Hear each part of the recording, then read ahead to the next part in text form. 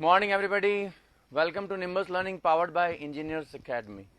मैं तरुण कुमार आप सभी लोगों का स्वागत करता हूं अपनी इस शानदार क्लास में। लव कुश जी good morning, Manish ji good morning, धीरज जी good morning, Saurabh ji good morning. चलिए भाई, बात चल रही थी हमारी मेवाड़ की, और मेवाड़ में हम शुरुआत कर चुके थे। साथ ही साथ हमने गुहिल डायनेस्टी कंप्लीट कर ली थी। ठीक है, तो मेवाड़ में हमने देखा था कि दो डायनेस्टीज हैं, Guhil and Sisodia. Guhil dynasty 566 to 1303 and 1326 till end, ये हमने देखा था। थोड़ा सा यहां पर ये जो ईयर है 1303, इसको थोड़ा करेक्ट कर लीजिए। वो 1301 बता दिया था मैंने गलती से, तो उसको थोड़ा सा करेक्ट कर लीजिएगा आप। 94919 गुड मॉर्निंग जी, गोविंद जी good morning, Krishna Kumar ji good morning, Ashish ji good morning, SK जी गुड मॉर्निंग। ये थोड़ा सा करेक्ट कर लीजिए भाई। 1303 है, 1301 कल मैंने गलती से बता दिया था, तो ये आप थोड़ा सा करेक्शन कर लीजिएगा। तो ये दो डायनेस्टी थी, और हमने देखा था कि यहां पर रावल रतन सिंह, ये रावल ब्रांच थी, और इधर जो है अब ये राणा लगाने लगेंगे। ठीक, तो ये रावल शाखा यहां खत्म होती है 1303 में। इसमें एक पॉइंट आप ऐड कर लीजिएगा, ध्रुपद जी गुड मॉर्निंग, भूपेश जी गुड मॉर्निंग, ज्योति जी गुड मॉर्निंग। सल्तनत काल में एक विद्वान हुआ था, स्कॉलर था अमीर खुसरो। तो अमीर खुसरो जो था वो 8 सुल्तानों का उसने शासनकाल देखा था। यानी कि जो अलग अलग सुल्तान हुए सल्तनत पीरियड में, 8 सुल्तानों के रेन पीरियड में वो उनके कोर्ट में उपस्थित था। तो जब ये बैटल हुआ था, बैटल ऑफ चित्तौड़गढ़ ही कहेंगे हम इसको,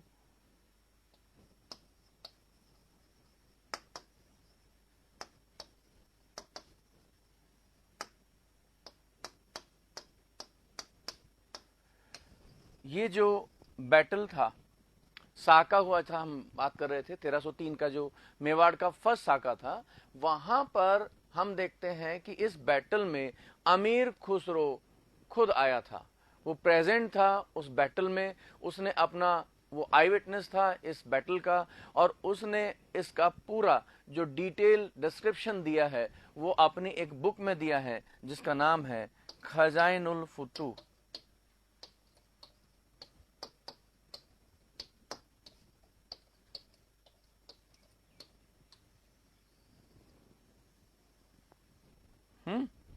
बात समझ में आ गई होगी आई थिंक।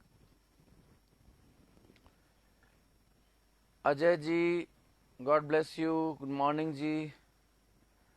घन सुंदर जी गुड मॉर्निंग। देखिए, मैं एक बार वापस रिपीट करता हूं। बैटल ऑफ चित्तौड़गढ़ यानी कि मेवाड़ का फर्स्ट साका जो हुआ था, कल हमने बात की थी 1303 में। तो यहां पर एक आई विटनेस है अमीर खुसरो।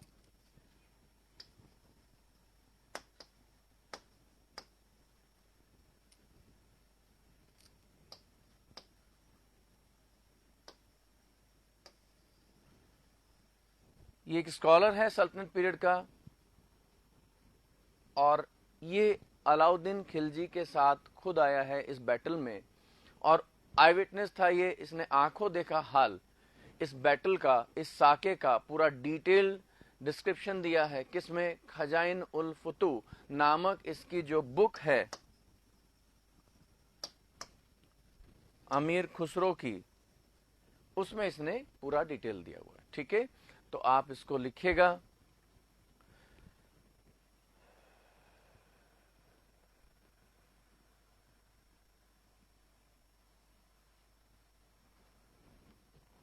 मान मौर्य को डिफीट कर चित्तौड़गढ़ को कैपिटल बनाया, ऐसा नोट करवाया। नहीं, मैंने कब कहा? बाप्पा रावल में एक बार आप वापस देखिए, मैंने कभी ये नहीं लिखवाया कि चित्तौड़गढ़ को अपनी राजधानी बनाया। मैंने ये लिखवाया था सौरभ जी कि 734 में बाप्पा रावल ने मान मौर्य को डिफीट किया और चित्तौड़ को मेवाड़ में मिलाया, जबकि नागदा को उसने अपनी राजधानी बनाई थी। जैत्र सिंह ने आगे चलकर चित्तौड़गढ़ को अपनी कैपिटल बनाया था। देख के जरा मुझे बताइए, क्या यही था?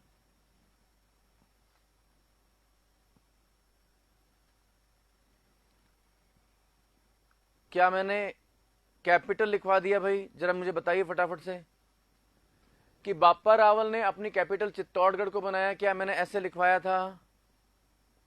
हैं? यस एंड नो, दो आंसर आ रहे हैं भाई। ये थोड़ा सा गड़बड़ है। सौरभ जी यस बोल रहे हैं, सचिन जी भी यस बोल रहे हैं, बाकी सब नो बोल रहे हैं भाई। देखिए थोड़ा सा कंफ्यूजन हो सकता है मे बी, मगर हो सकता है, मैं ये नहीं कह रहा हूं कि गलती किसी से भी हो सकती है, हो सकता है गलती से मेरे मुंह से निकल गया हो कि राजधानी बनाया था, लेकिन बाकी लोग भी जैत्र सिंह ने बनाया था। ठीक है, मिलाया था चित्तौड़गढ़, बिल्कुल। चलिए वो कंफ्यूजन हो गया आप दोनों को, चलिए कोई बात नहीं। अब मैं वापस रिपीट कर देता हूं। बाप्पा रावल ने मान मौर्य से चित्तौड़गढ़ को जीता था 734 में और उसको पहली बार मेवाड़ में इमलगेट किया था, मर्ज किया था। ठीक है, अब आगे चल के हम देखते हैं जैत्र सिंह बैटल ऑफ भूताला में क्या हुआ था। नागदा बहुत ज्यादा बैडली डिस्ट्रॉयड हो गई थी, तो इस वजह से उसने अपनी नई राजधानी बनाई है चित्तौड़गढ़ को। ये आप लिख भी लीजिएगा। ठीक है, कोई बात नहीं, कंफ्यूजन होने की संभावना पूरी पूरी है। कंफ्यूजन होना कोई गलत बात नहीं है, लेकिन उस कंफ्यूजन को क्लियर नहीं करना ये गलत बात है। ठीक है, तो कोई बात नहीं, वो आप कर लीजिएगा सही। चलिए इसमें एक लास्ट लाइन लिख लीजिएगा। जब आपने रावल रतन सिंह लिखा है तो लिखेगा अमीर खुसरो इस युद्ध का चश्मदीद गवाह था। चश्मदीद गवाह का मतलब होता है आई विटनेस, आंखों देखा हाल, मतलब जो जिसने अपनी आंखों से देखा हो। ठीक है, जैसे मान लीजिए कहीं किसी की लड़ाई हो गई तो कोई पूछे भाई किसने, कौन था वहां पे प्रेजेंट, किसा, मैं था चश्मदीद गवाह। यानी चश्मदीद गवाह का मतलब है आई विटनेस, मैंने अपनी आंखों से देखा। ठीक है, तो अमीर खुसरो इस युद्ध का चश्मदीद गवाह था और उसने अपने ग्रंथ खजाइन उल फुतू में इस युद्ध का वर्णन किया। और उसने अपने ग्रंथ खजाइन उल फुतू में इस युद्ध का आंखों देखा हाल दिया, या कह लीजिए वर्णन किया। ठीक है, Amir Khusro was the eyewitness of this साका और दिस बैटल, जो भी आप लिखना चाहें, क्योंकि चित्तौड़ में हुआ था, इसको बैटल ऑफ चित्तौड़गढ़ भी बोल देते हैं भाई। 1303 में हुआ था ये, कल जो हम बात करते हैं। Amir Khusro was the eyewitness of this battle और साका and he described this battle in his book Khazain ul Futuh. Khazain ul Futuh.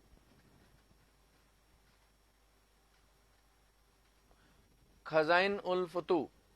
He described this battle in his book Khazain ul Futuh. चलिए ये बात हो गई हमारी। कल जो हमने पॉइंट लास्ट देखा था उसका कंप्लीशन यहां पर होता है। ठीक है, चलिए अब देखते हैं भाई। एक बार मैं वापस कह दूं, ये 1303 मैंने नहीं लिखाया था, 1301 गलती से लिखवा दिया था, तो इसको 1303 कर लीजिए। गोहिल डायनेस्टी एंड होता है इसका 1303 में, यानी रावल ब्रांच का भी एंड होता है 1303 में। मान लीजिए क्वेश्चन पूछता है रावल शाखा कब अंत हुआ या गोहिल राजवंश का कब अंत हुआ, तो आपका आंसर होगा 1303। ठीक है, कल स्टूडेंट ने मेरे को व्हाट्सएप पे कहा कि सर आपने 1301 लिखवा दिया, जबकि बैटल तो हुआ था 1303 में। तब मुझे ध्यान आया कि मैंने गलती से लिखवा दिया था, तो आज इसको करेक्ट कर लीजिएगा। ठीक है, चलिए ओके। अब हम देखते हैं कि ये 1303 से लेकर और 1326 के बीच में क्या हुआ था। ये अब देखने वाली बात है, थोड़ा ध्यान से इसको समझिएगा। चलिए भाई, अब देखिए यहां पर ये आपका चित्तौड़गढ़ है, साका हो गया 1303 में। ठीक है, अब मैंने आपको बताया था इसका नाम उसने चित्तौड़गढ़ का नाम बदल कर रखा अलाउद्दीन ने, खिजराबाद। किसके नाम पर? अपने बेटे खिज्र खां के नाम पर। और इसका किलेदार कह लीजिए, गवर्नर कह लीजिए, लोकल रूलर कह लीजिए, लेकिन रूलर मत बोलिएगा क्योंकि रूलर तो अलाउद्दीन खिलजी है। खिज्र खां को बनाया।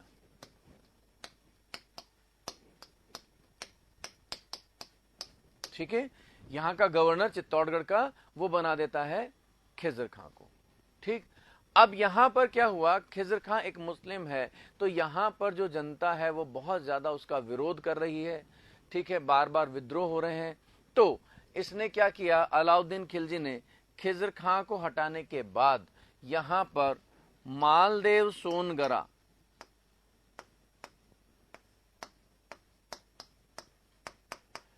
इसको क्या किया, यहां का गवर्नर बना दिया है। ये मालदेव सोनगरा कौन है? आगे हम देखेंगे जालोर के सोनगरा चौहान, और जालोर के सोनगरा चौहानों में हम देखेंगे कान्हड़ देव सोनगरा। तो कान्हड़ देव सोनगरा 1311 में साका होगा जालोर का, उसमें वो वीरगति को प्राप्त हो जाएगा। अब उसी कान्हड़ देव सोनगरा का भाई है मालदेव सोनगरा। कान्हड़ देव सोनगरा का भाई है मालदेव सोनगरा, जो कि जालोर का शासक था कान्हड़ देव, उसका ब्रदर है मालदेव। अब ये मालदेव जब इसको पकड़ लिया गया तो इसने अलाउद्दीन खिलजी से माफी मांग ली कि साहब गलती हो गई, लेकिन मैं भविष्य में हमेशा आपका साथ दूंगा, मुझे मेरी जान बख्श दी जाए। तो उसने इसको मारा नहीं, और इसलिए यहां पर किलेदार बनाया क्योंकि ये एक राजपूत था। तो कम से कम एक राजपूत किलेदार होने की वजह से क्या होगा, यहां पर कम से कम विरोध तो नहीं होगा। यह बात है आपकी 1311 की। ठीक है, मालदेव सोनगरा 1311 में बन जाता है यहां का किलेदार।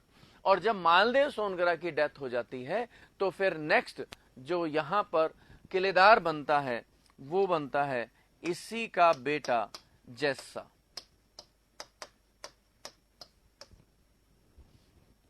ठीक है, आई थिंक हाँ, मूछला मालदेव भी बोलते हैं भाई, इसको सही है, मालदेव सोनगरा को मूछला मालदेव भी बोल देते हैं। चलिए, अब चित्तौड़गढ़ में साका हुआ, साका होने के बाद में खिज्र खां बन जाता है यहाँ का किलेदार या गवर्नर। खिज्र खां के बाद में 1311 में, 1303 में खिज्र खां बनता है, 1311 में मालदेव सोनगरा बनता है। मालदेव सोनगरा की डेथ हो जाती है तो उसका बेटा जैसा बनता है यहाँ का किलेदार। ठीक है, अब आइए आप उस गांव पर जो स्थापित हुआ था राहब द्वारा, और वो था सिसोदा ग्राम।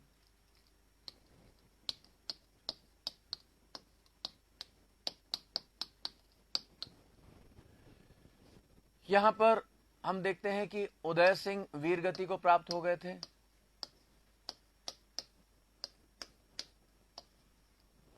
ठीक है, जिस समय ये युद्ध चल रहा है, जिस समय ये साका हुआ था, उस समय सिसोदा ग्राम का जो हेड था वो था लक्ष्मण सिंह।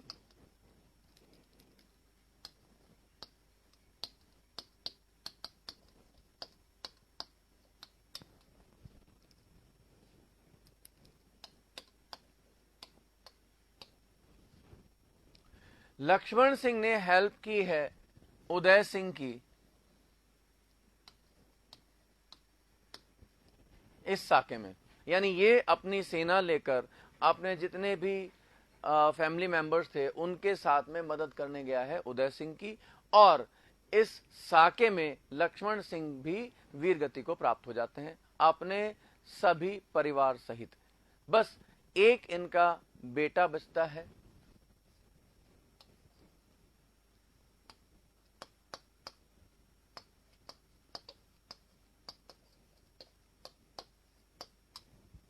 अजय सिंह। ठीक है, तो ये अजय सिंह जो है ये एकमात्र उसमें बचता है, इसका बेटा। बाकी इसके जितने भी बेटे थे वो सब वीरगति को प्राप्त हो गए। ठीक है, अब जब इसने यहां पर देखा, अजय सिंह कैसे बच गया? अजय सिंह ऐसे बच गया कि जब इस साके में इसने देखा कि अलाउद्दीन खिलजी की सेना भारी पड़ रही है और अब हम सब वीरगति को प्राप्त हो जाएंगे, तो इसने सोचा क्यों ना यहां से पलायन कर दिया जाए, मैं यहां से निकल भागूं। ताकि आगे मैं अपने एक आर्मी ऑर्गेनाइज करूं और उसके बाद अटैक करूं चित्तौड़ पर और वापस अपने राज्य को वापस हम ले लें।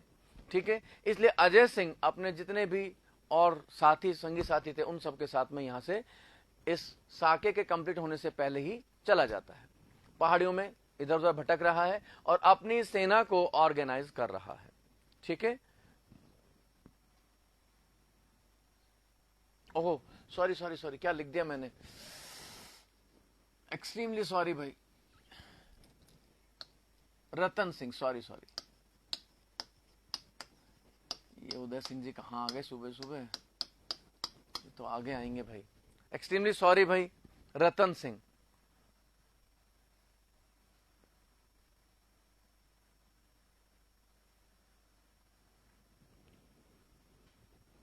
हाँ भाई, साके के बाद देखिए महिलाएं जितनी भी हैं वो तो अपने इज्जत की रक्षा के लिए क्या करती थी, जौहर कर लेती थी, लेकिन बाद में कुछ यहां पर जनता जो है वो बचती भी थी।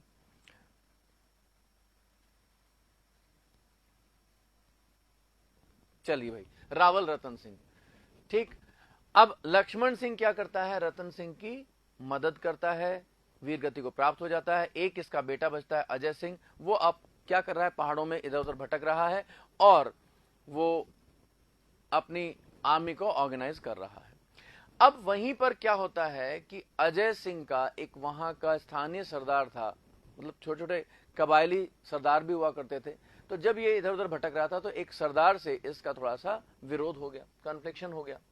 अब जब इसका कन्फ्लिक्शन हुआ तो फिर इसने अपने जितने भी बेटे थे जो इसके साथ चले आए थे उनसे कहा कि भाई मुझे उस सरदार का सर चाहिए, काट के लेके आओ, उसके साथ बैटल करो, युद्ध करो और सर काट के लेकर आओ। ठीक है, तो अब क्या हुआ, अजय सिंह के जितने भी बेटे थे वो सब उस सरदार से युद्ध करते हैं, लेकिन हार कर वापस आ जाते हैं। अजय सिंह को बड़ी निराशा होती है कि भाई बताइए, एक छोटा सा लोकल हेड है जिससे मैं पार नहीं पा रहा हूं, हार रहा हूं।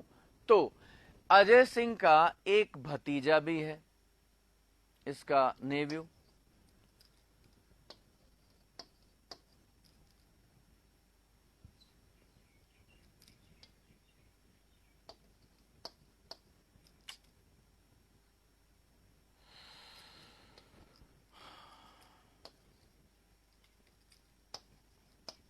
इसका एक भतीजा है जिसका नाम है हमीर देव।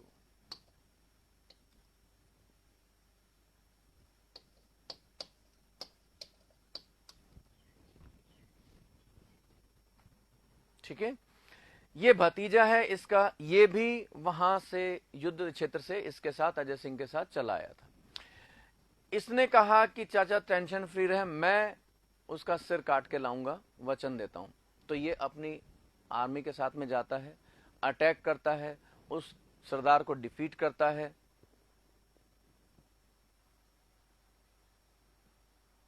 नहीं भाई, अरि सिंह नाम नहीं था अजय सिंह का, कृष्ण कुमार जी, अजय सिंह का नाम अरि सिंह नहीं था, अजय सिंह ही था, इसका दूसरा नाम नहीं मिलता भाई बुक्स में।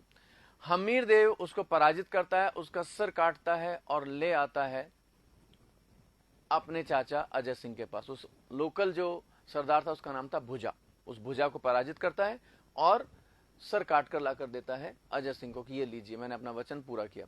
अजय सिंह इससे बहुत ज्यादा खुश होता है और वो सबके सामने डिक्लेयर करता है कि मैंने अगर चित्तौड़ पर अधिकार कर लिया तो मेरे बाद जो मेरा सक्सेसर होगा, मेरा कोई बेटा नहीं होगा, मेरा भतीजा हमीर देव होगा। ये वास्तव में वीर है, जो काम मैंने इसको सौंपा था इसने अपने वचन को पूरा किया, इसलिए यही हकदार बनता है चित्तौड़ का मेरे बाद शासक बनने का। ठीक है, यहां पर वो डिक्लेयर कर देता सबके सामने। और देखिए उस समय जो वीर होता था उसकी ही तूती बोलती थी, यानी उसी की जो है ना हर जगह चर्चा होती थी। तो जितने भी सामंत सरदार थे सब ने इस बात को एक्सेप्ट किया। ठीक है, अजय सिंह जीते जी कभी भी चित्तौड़ पर अधिकार नहीं कर सका। ठीक है, अधिकार नहीं कर सका, लेकिन अजय सिंह की डेथ के बाद जो यहां पर बागडोर संभाली है वो हमीर देव ने संभाली है। ठीक है, अब हमीर देव क्या कर रहा है, अपनी एक सेना को वापस ऑर्गेनाइज कर रहा है। जब इसके पास बड़ी सेना हो गई तो हम्मीर देव ने अटैक किया है जस्सा पर। कब किया? 1326 में। 1326 में अटैक करता है, जस्सा को पराजित करता है, चित्तौड़ पर अधिकार करता है और यहां पर शासक बनता है मेवाड़ का। राजधानी अभी भी चित्तौड़गढ़ ही है। ठीक है, तो हमीर देव जब शासक बन गया तो इसने कहा हम थे सिसोदा ग्राम के, इसलिए हम कहलाएंगे सिसोदिया, इसलिए यह कहलाया हमीर देव सिसोदिया। इस तरीके से यहां पर सिसोदिया डायनेस्टी शुरू हो जाती है। आई थिंक आपकी बात समझ में आ गई होगी।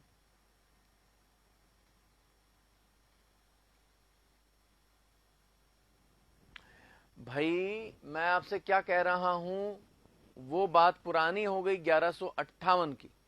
1158 में शासक बनता है राहब के फादर। राहब ने 1158 के आसपास, मतलब 1158 एग्जैक्टली डेट नहीं मिलती है, लेकिन 12वीं शताब्दी में उसने सिसोदा ग्राम की स्थापना की।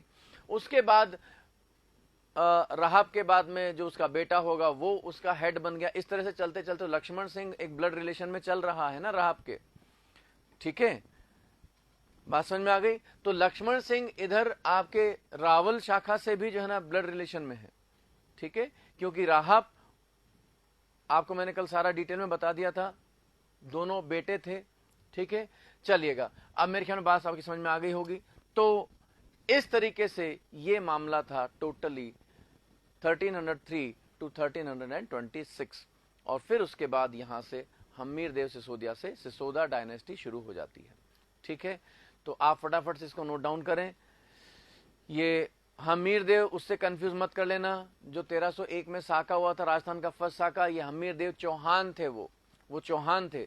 ठीक है, जो कि आपके अजमेर के चौहानों की एक ब्रांच थी। वो हम आगे देखेंगे, जब हम अजमेर के चौहान पढ़ेंगे तब आपको क्लियर हो जाएगा। ये हमीर देव सिसोदिया है, तो वहां पर इसको कंफ्यूजन में मत लाइएगा। लिखिए, फटाफट से नोट डाउन कर लीजिएगा। इधर आपका चित्तौड़गढ़ में साका हुआ है, रतन सिंह वीरगति को प्राप्त हो जाते हैं, खिजर खां बनते हैं यहाँ का गवर्नर। खिजर खां के बाद में मालदेव सोनगरा 1311 में यहाँ का गवर्नर बनता है। इसका बेटा है जैसा, इसके बाद में ये गवर्नर बनता है। इधर सिसोदा ग्राम का उस समय जो हेड था, जो राहब का ही वंशज था, लक्ष्मण सिंह था, ये वीरगति को प्राप्त हो जाता है रतन सिंह की मदद करते हुए। इधर आपके लक्ष्मण सिंह के जितने भी पुत्र वगैरह थे वो सब मारे जाते हैं, सब वीरगति को प्राप्त हो जाते हैं, एक्सेप्ट अजय सिंह। अजय सिंह यहाँ से भाग जाता है और उसके बाद अजय सिंह का एक स्थानीय सरदार था भुजा, उसके साथ में कन्फ्लिक्शन हो जाता है। इसके सारे बेटे सब फेल हो जाते हैं और उसके बाद इसका जो भतीजा होता है वो भुजा का सामना करके उसका सर काट कर लेकर आता है, अपने चाचा अजय सिंह को देता है। अजय सिंह यहाँ पर सबके सामने डिक्लेयर करते हैं कि मेरा सक्सेसर, मेरा कोई भी बेटा ना होकर मेरा भतीजा हमीर देव सिसोदिया होगा, और इसी हमीर देव होगा। इसी हमीर देव ने आगे चलकर 1326 में अटैक किया है जस्सा पर और विजयी हुआ है, और यहां पर सिसोदिया राजवंश शुरू हो जाता है, हमीर देव शासक बनता है। ठीक है भाई, चलिए अब आगे चलें।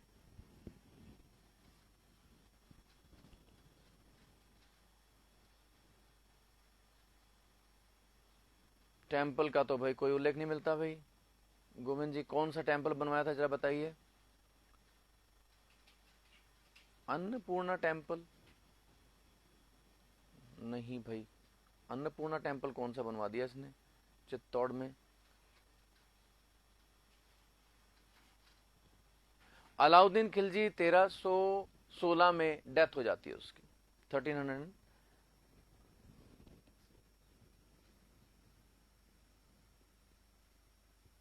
1316 में अलाउद्दीन खिलजी की डेथ होती है।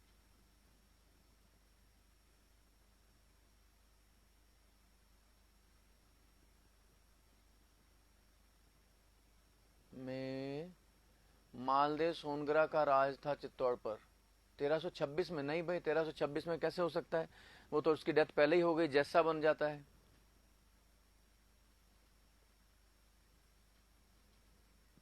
कलश टाइप का भाई, इसके बुक्स में कहीं भी हमीर देव सिसोदिया का टेंपल का उल्लेख मैंने नहीं पढ़ा, ना कभी मुझे मिला। खिलजी को किसी ने नहीं मारा, वो अपनी मौत मरा था।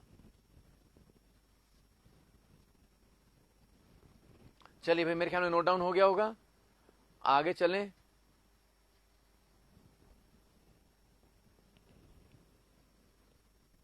जल्दी से नोट कर लीजिए भाई, फटाफट से।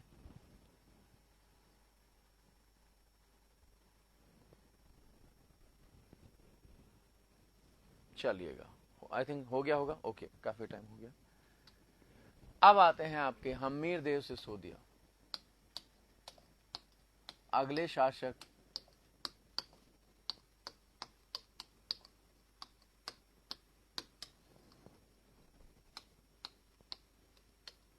(1326 to 1364) इनका रेन पीरियड है, शासनकाल है। 1326 to 1364। तो इसमें ये थे संस्थापक, थे फाउंडर ऑफ सिसोदिया डायनेस्टी।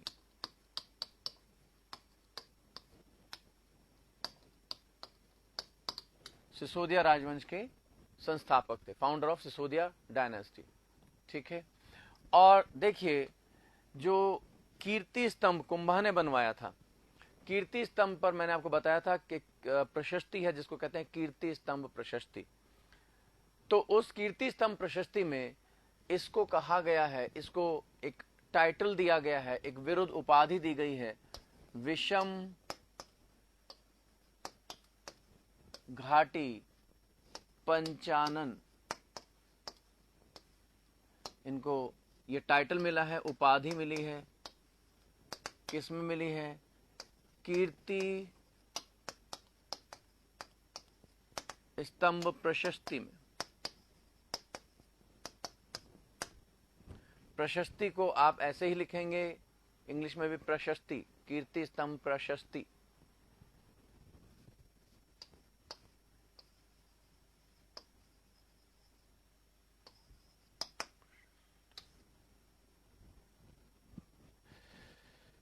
प्रशस्ति का मतलब होता है प्रशंसा युक्त लेख, इसमें प्रशंसा की हुई है।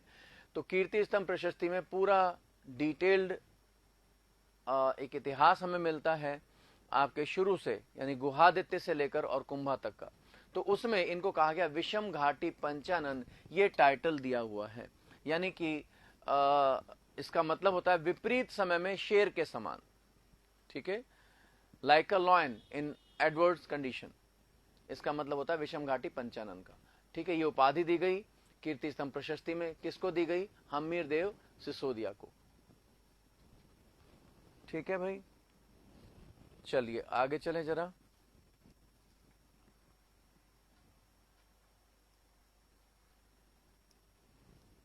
हाँ, वीर राजा इसमें कीर्ति स्तंभ प्रशस्ति में नहीं है भाई, अलग अलग उसमें वीर राजा भी कहा गया इसको। जो ग्रंथ हैं अलग अलग, उसमें वीर राजा भी कहा गया, लेकिन कीर्ति स्तंभ प्रशस्ति में कुंभा ने इनको कहा है विषम घाटी पंचानन। ठीक है, चलिए तो अब हम आगे चलें, और आगे हमें एक और इंपॉर्टेंट शासक मिलता है, और वो हैं, अब देखिए यहां से राणा शाखा शुरू होती है। ठीक, आप चाहें तो यहां पर लिख लीजिएगा, यहां पर बिगिनिंग ऑफ राणा ब्रांच।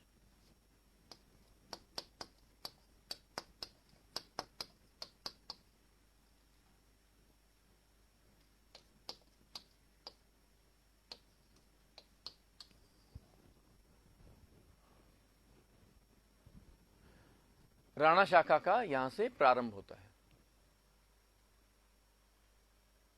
देखिए, जिसने भी व्हाट्सएप पे मुझसे जो प्रजामंडल के नोट्स मांगे थे और क्वेश्चंस मांगे थे कल्चर के, जिसने मांगे थे मैंने सबको प्रोवाइड करवा दिए हैं।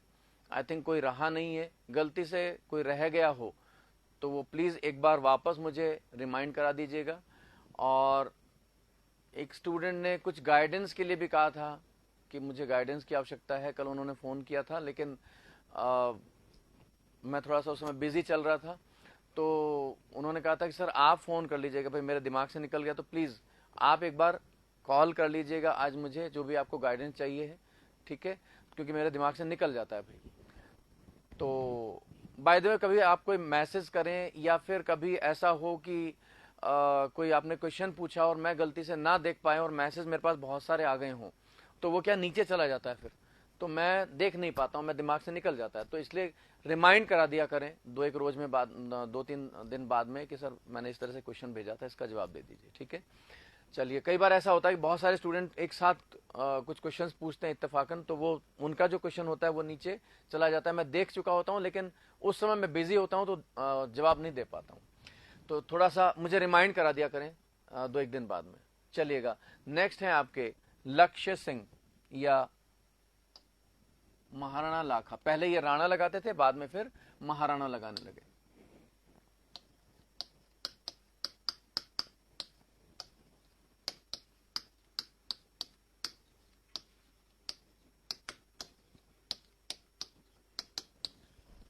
महाराणा लाखा या लक्ष्य सिंह।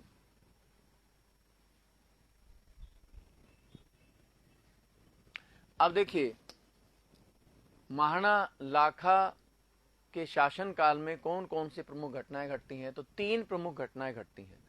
तो एक है आपकी यहां पर, अच्छा, इसका शासन काल 1382 टू 1421 इनका रेन पीरियड है, ध्यान रखिएगा।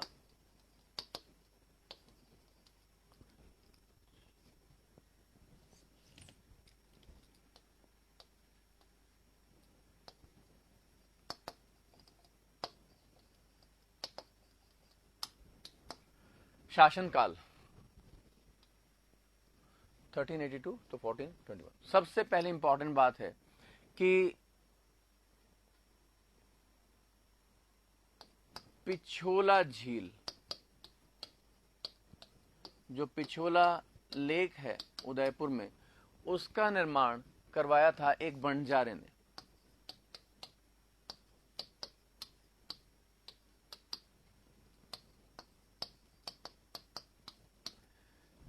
इन्हीं के शासनकाल में एक बंजारे ने पिछोला झील का निर्माण करवाया था उदयपुर में। अब आपकी गाइड्स में पिछोला झील को निर्माता का अलग अलग नाम मिलता है, लेकिन किसी भी बुक में अभी तक नाम नहीं दिया हुआ भाई, ठीक है। लोग बाग मुझे टोकते हैं कि सर हमारी गाइड में लिखा हुआ पिच्छू बिच्छू पता नहीं और क्या क्या नाम मिलते हैं, लेकिन किसी भी बुक में नाम नहीं मिला, इसलिए मैं भी आपको कोई नाम नहीं बता सकता भाई। हो सकता है आपके गाइड वालों ने कहाँ से कोई यूनिवर्सिटी से बहुत बड़ी डिग्री ले रखी हो और उन्होंने कर रखा हो इसमें, तो उसका मैं कह नहीं सकता हूं, लेकिन किसी भी बुक में नहीं मिला, इसलिए मैं भी आपको नहीं लिखवा रहा हूं। दूसरी जो घटना है, जावर माइन जो है, आपने हिस्ट्री में पढ़ा होगा, जावर माइन उदयपुर में जो है, ये भी इन्हीं के शासन काल में इसको खोजा गया था। और जावर माइन किसके लिए है, कोई बता सकता है? हाँ, मैंने कहा ना कि अच्छा, लाखा बंजारा भी मिलता है।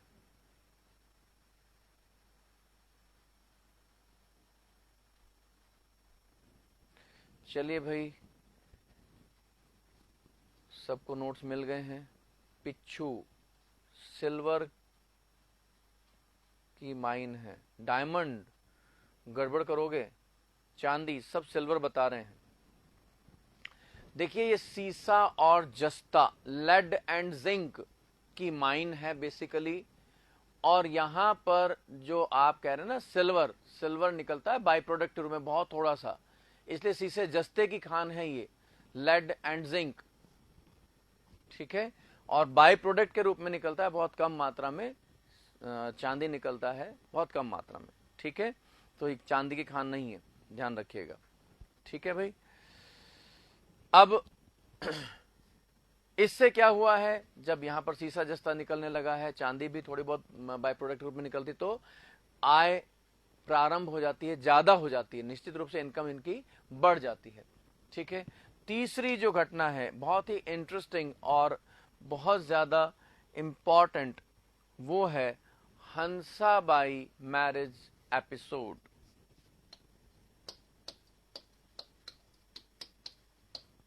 हंसाबाई विवाह प्रकरण।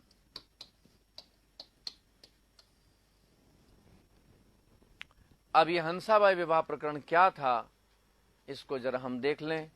उससे पहले आप लिख लीजिएगा फटाफट से। आई थिंक आपने लिख लिया होगा कि पिछोला झील का निर्माण एक बंजारे ने करवाया था। नाम भाई पिच्छू है, बिच्छू है या लाखा है, व्हाटएवर इट इज, मैंने आपको नहीं लिखवाया क्योंकि किसी बुक में नहीं मिलता है।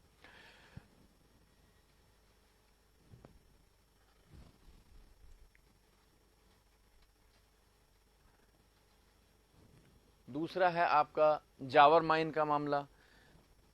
जावर माइन इन्हीं के शासनकाल में अस्तित्व में आई थी, खोज की गई थी। और तीसरा है हंसाबाई विवाह प्रकरण, जिसको हम देखेंगे अभी, हंसाबाई मैरिज एपिसोड। नहीं भाई, ज्योग्राफी मैं नहीं पढ़ाऊंगा। अच्छा, आपकी अभी ज्योग्राफी हुई नहीं है, कोई और पढ़ाएगा। आई डोंट नो कौन पढ़ा रहा है, यहाँ पे 2-3 फैकल्टीज हैं, उनमें से कौन पढ़ाएगा। सिस्टर ऑफ रनमल, बिल्कुल सही है।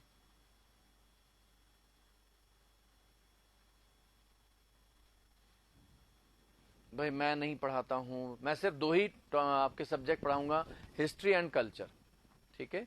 लेकिन जो कोई भी पढ़ाएगा, नो डाउट यहाँ पर फैकल्टी सारी बहुत अच्छी है, आपकी समझ में आएगा अच्छी तरह से, कोई दिक्कत नहीं होगी, ठीक है भाई। अब हम ले लेते हैं हंसाबाई मैरिज एपिसोड। हंसाबाई विवाह प्रकरण क्या था। देखिए, इधर जोधपुर से पहले राठौड़ों की जो राजधानी थी, कैपिटल थी, वो थी मंडोर।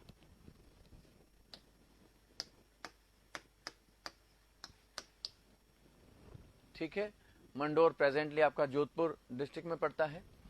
मंडोर के शासक थे राव चूंडा।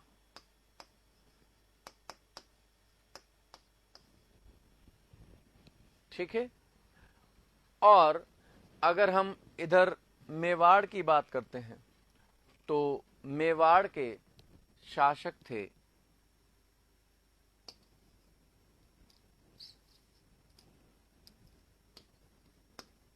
लाखा।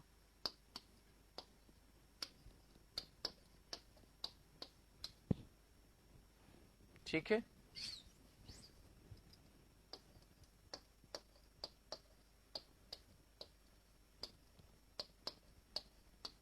मेवाड़ के शासक हैं लाखा, और इधर मंडोर के शासक हैं राव चूंडा।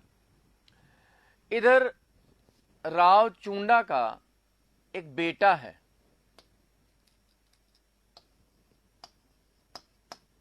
रणमल।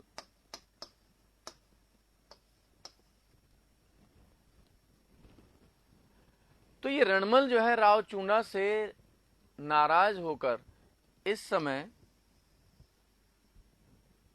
रह रहा है मेवाड़ में। ठीक है, एक्चुअली हुआ क्या था कि राव चूंडा का एक छोटा बेटा है कान्हा, रणमल है बड़ा बेटा। तो इसने अपने जीते जी, देखिए सक्सेशन का जो रूल होता था कि जो ज्येष्ठ पुत्र होता था, बड़ा बेटा होता था, वो ऑटोमेटिकली उसका उत्तराधिकारी होता था, वही शासक बनेगा। लेकिन यहां पर राव चूंडा ने घोषणा कर दी अपने छोटे बेटे, जो कि अन्य रानी से उत्पन्न था, कान्हा, कि कान्हा जो है मेरा उत्तराधिकारी होगा। रणमल नाराज हो गया और नाराज होकर रह रहा है मेवाड़ में। ठीक है, चलिए अब क्या हुआ, इस रणमल के प्रयासों से राव चूंडा की बेटी है हंसाबाई। ठीक है, रणमल के प्रयासों से हंसाबाई का जो मैरिज प्रपोजल है वो लाखा के बेटे राजकुमार चूंडा के लिए आता है। इसका बड़ा बेटा है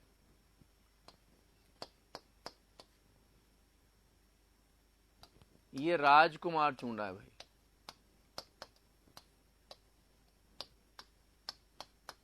ये राव चूंडा शासक है, वो राजकुमार चूंडा है। ठीक है, तो हंसाबाई का विवाह प्रस्ताव, मैरिज प्रपोजल आता है राजकुमार चूंडा के लिए। अब मैरिज प्रपोजल जो आएगा वो दरबार में आएगा, तो उस समय दरबार में राजकुमार चूंडा प्रेजेंट नहीं थे, गए होंगे अपने किसी काम से। तो लाखा के दरबार में हंसाबाई का मैरिज प्रपोजल आता है राजकुमार चूंडा के लिए।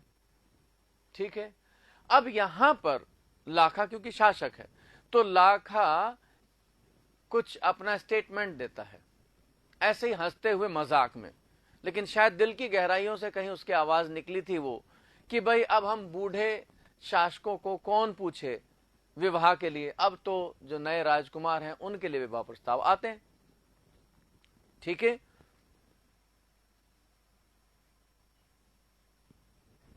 चलिए, अब ये बात दरबार में हो गई। राजकुमार चूंडा जब आता है तो उसको लोगों से पता चलता है कि साहब इस तरह से आपका विवाह प्रस्ताव आया है और आपके पिताजी ने इस तरह का स्टेटमेंट दिया है। तो चूंडा ने सोचा, हो ना हो मेरे पिताजी हंसाबाई से विवाह करना चाहते हैं, तो अपने पिता की भावनाओं की कद्र करते हुए राजकुमार चूंडा ने कहा कि नहीं, मैं विवाह नहीं करूंगा, यह विवाह मेरे पिताजी के साथ होना चाहिए। ठीक है, अब देखिए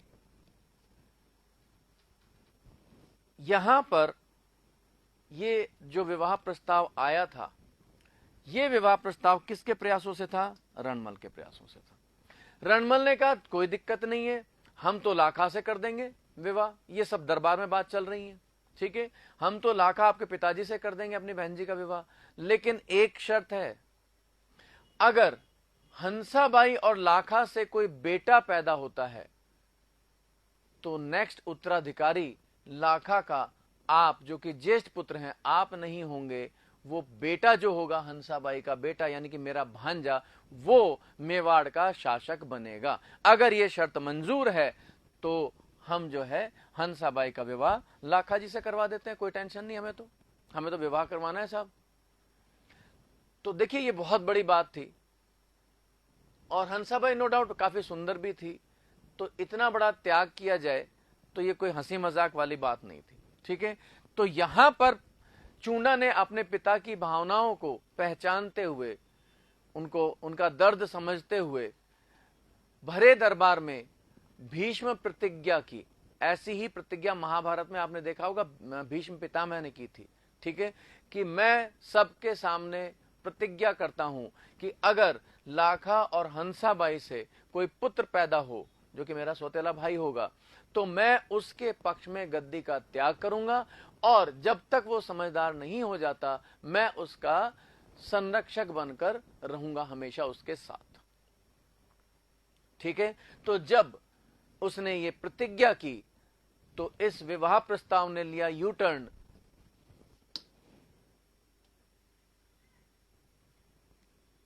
और ये विवाह प्रस्ताव नंबर 1 और ये विवाह प्रस्ताव नंबर 2, और यहां पर विवाह हो जाता है लाखा और हंसाबाई का। शासक था भाई, और ज्यादा उम्र भी नहीं थी इसकी, मात्र 82 साल का ये जवान लड़का था। ठीक है, मात्र 82 साल की उम्र थी इनकी। और फिर राजकुमार चूंडा की बदकिस्मती से पुत्र ही पैदा हुआ जिसका नाम रखा गया मोकल।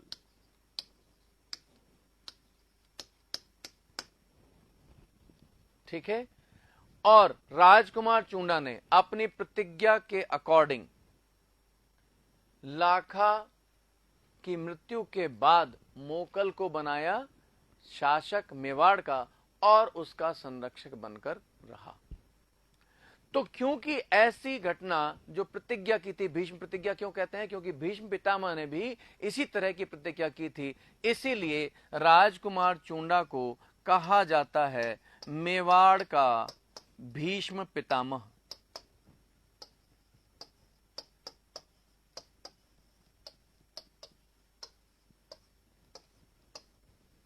ठीक है भाई, आगे फिर क्या होता है राजकुमार चूंडा के साथ में, ये हम देखेंगे जोधपुर के एपिसोड में। जोधपुर राज्य जब हम देखेंगे तब आगे आपको पता चलेगा। ठीक है, चलिए खैर, अब जो भी है, आपने बड़े मजे लिए इस विवाह के, और मुझे लग रहा है कि इस विवाह को अटेंड करने में आपको काफ़ी आनंद भी आया होगा। आपने शायद ऐसा विवाह आज तक अटेंड नहीं किया होगा। तो ये था भाई हंसाबाई विवाह प्रकरण। तो इसको फटाफट से नोट डाउन कीजिएगा, इस डायग्राम फॉर्म में ही बेटर समझ में आएगा, डिटेल में लिखने की जगह लिखिए फटाफट से। मंडोर का शासक है रावचूंडा। रावचूंडा का पुत्र है रणमल। ये रणमल नाराज होकर मेवाड़ में रह रहा है। ठीक है, मेवाड़ का जो शासक है, मेवाड़ का शासक है लाखा। लाखा का ज्येष्ठ पुत्र है राजकुमार चूंडा। रावचूंडा इधर जो शासक है उसकी पुत्री है हंसाबाई। ठीक है, ये चूंडा राठौड़ हैं।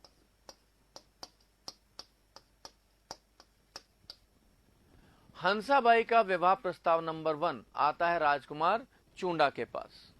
ठीक है, तो राजकुमार चूंडा जो हैं उस समय दरबार में नहीं थे और यहां पर लाखा ने ऐसे ही मजाक में लेकिन वाकई में दिल से सीरियसली कहा कि भाई अब हम बूढ़े लोगों को कौन पूछे, अब तो नवयुवक जो हमारे राजकुमार हैं उनके लिए विवाह प्रस्ताव आते हैं।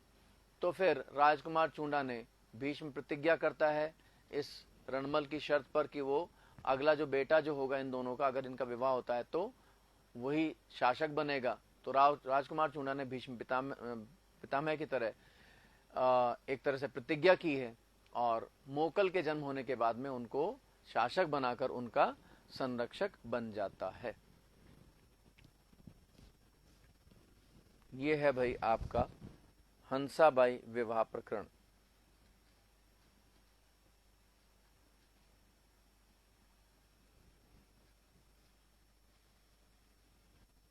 नोट डाउन कीजिए भाई।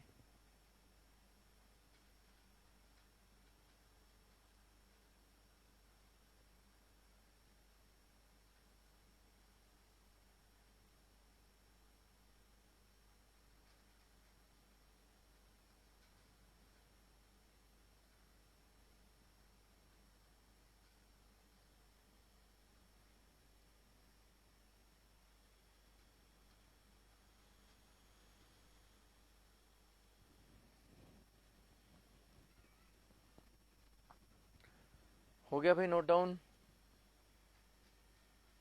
ओके, आगे चलें जरा।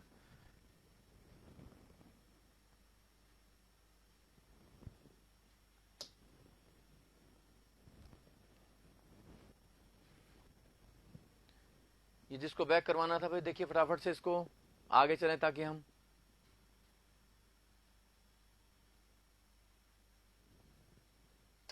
चलिएगा। ये हो गया भाई आपका हंसाबाई विवाह प्रकरण। अब देखिए मोकल शासक बनता है और यहां पर आगे हम देखेंगे कि राजकुमार चूंडा जो है उस पर शक करते हैं। कौन? रणमल और उसकी बहन हंसाबाई। ठीक है, तो ये दुखी होकर के चला जाता है मालवा। ठीक, और इधर मालवा जब चला जाता है राजकुमार चूंडा तो मेन तो यही था भाई, यहाँ पे करता धरता जो भी था। इधर रणमल इस समय सर्वे सर्वा था। तो रणमल क्या करता है कि मंडोर से अपने कुछ राठौड़ जो सामंत है उनको बुला लेता है और एक तरह से यहाँ पर मेवाड़ में राठौड़ों का सर्वे सर्वा बन जाता है रणमल और सिसोदियों पर एक तरह का शासन हो जाता है राठौड़ों का, क्योंकि इसी का मेन रोल था यहाँ पर। और अब क्या हो रहा है कि यहाँ जो सिसोदिया थे वो सब परेशान थे रणमल से। रणमल से परेशान होने के कारण अब वो इसको मारने का षड्यंत्र रच रहे थे। ठीक है, तो इधर पूरा मेवाड़ एक तरह से षड्यंत्रों का केंद्र बन गया था। ठीक, और उन्हीं षड्यंत्रों के चलते मोकल की हत्या हो जाती है। चाचा और मेरा नाम के जो दो व्यक्ति थे उन्होंने हत्या कर दी मोकल की। ठीक है, मोकल की डेथ होने के बाद आगे उसका बेटा बनता है शासक कुंभा, महाराणा कुंभा के नाम से। ठीक है भाई, तो अगले जो मोकल में ऐसी कोई विशेष बात नहीं होगी। आगे जो हमारे शासक हैं वो हैं महाराणा कुंभा।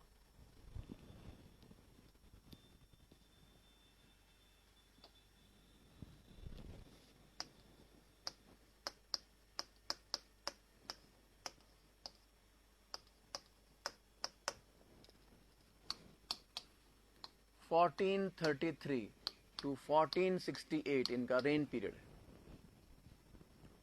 ठीक है भाई। हंसाबाई ने विरोध नहीं किया।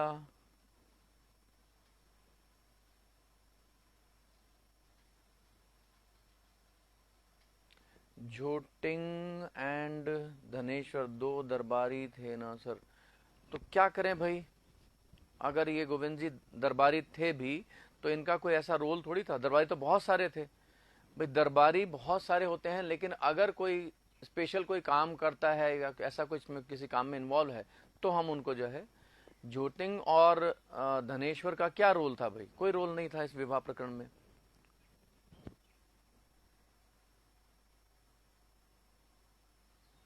ये बात बिल्कुल सही है हेमलता जी, आप सही कह रही हैं। देखिए उस समय अगर आप ये कह रहे हैं कि हंसाबाई मान गई थी या नहीं मानी थी, क्या आप मॉडर्न जमाने में रहने वाले व्यक्ति हैं तो उस हिसाब से आप सोच रहे हैं। लड़कियों को मोहरे के रूप में यूज किया जाता था। ठीक है, आगे हम देखेंगे आपका अकबर यहाँ आएगा। अकबर आएगा तो भारमल जो शासक हैं यहाँ के आमेर के, वो उनसे विवाह करवाते हैं। किस वजह से? ताकि विवाह संबंधों से हमारे संबंध और मजबूत बने, क्योंकि उनको मालूम था अकबर बहुत प्रबल शासक है और ये अटैक करेगा ही। तो पहले ही घुटने टेक दिए उसके सामने, विवाह और करवा दिया हरखाबाई का। तो अब हरखाबाई मना नहीं कर सकती थी, ठीक है ना। तो इसलिए लड़कियों की कोई नहीं चलता था उस समय। आजकल जरूर जो है लड़कियों से पूछते हैं, हाँ बेटी बता तुझे पसंद है छोरा कि नहीं। नहीं, आजकल पूछ लेते हैं, लेकिन फिर भी आज भी आप देखें तो लड़कियां ज्यादातर ये कहती हैं ठीक है जहां ये ब्याह देंगे वहीं हम तो विवाह कर लेंगे। अब मतलब मैक्सिमम जगह। ठीक है, चलिए खैर जो भी है।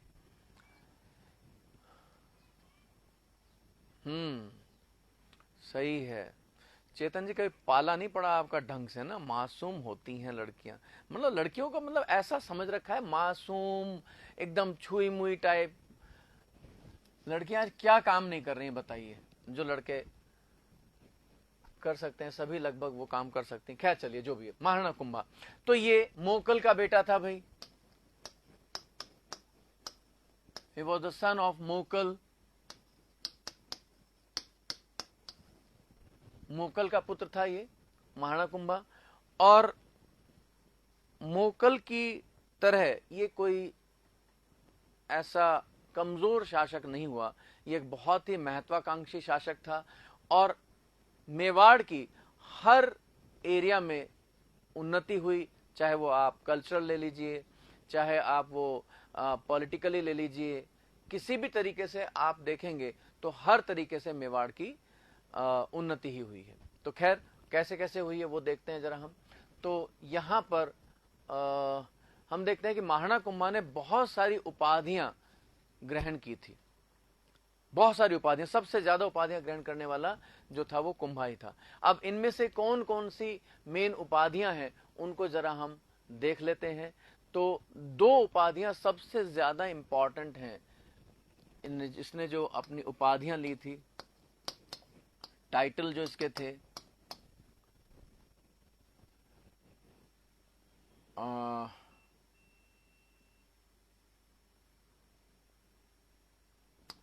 अभिनव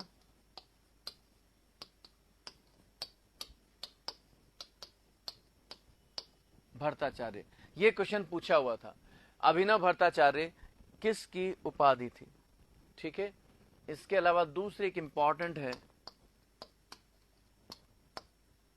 हिंदू सुरत्राण, यानी हिंदू धर्म का उद्धारक, उसको बढ़ाने वाला। अभिनव भट्टाचार्य, हिंदू सुरत्राण, ये दो सबसे ज्यादा इंपॉर्टेंट हैं। इसमें से अभिनव भट्टाचार्य आपका पूछा हुआ है। इसके अलावा राव राय,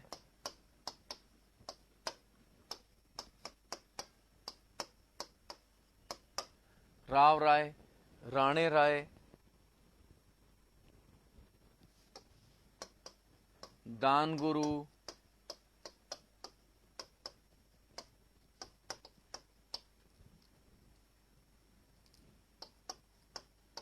हालगुरु,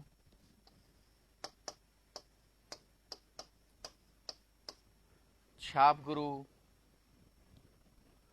राव राय, राणे राय, दान गुरु, हाल गुरु,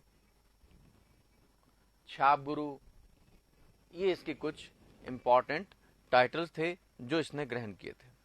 सबसे ज्यादा उपाधियां ग्रहण इसी ने की थी।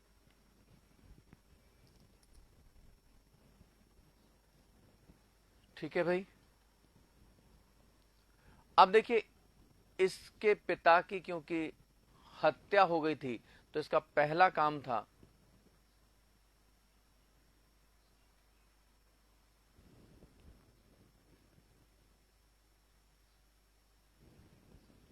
ये।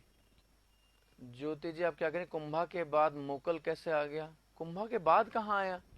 मैंने तो लिखवाया ना, मोकल का पुत्र था महाराणा कुंभा, तो पहले मोकल आया उसके बाद ही तो। क्या कंफ्यूजन है?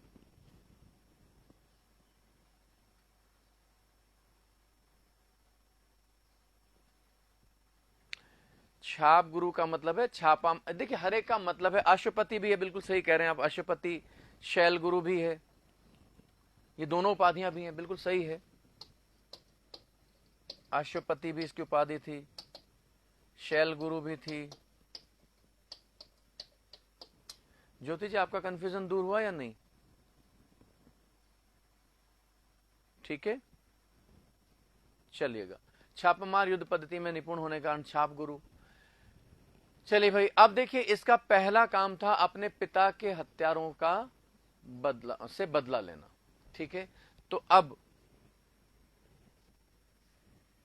चलिए, ये आपने नोट डाउन कर लिया होगा, आई थिंक नोट डाउन हो गया भाई।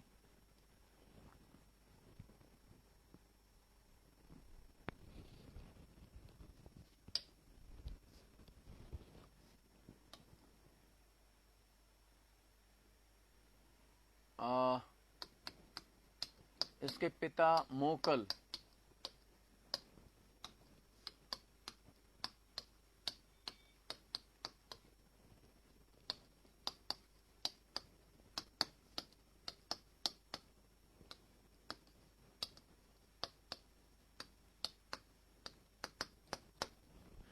तो इसने क्या किया है, अपने पिता मोकल के जो मर्डरर्स थे, चाचा और मेरा, उनको दिया मृत्युदंड। ठीक है,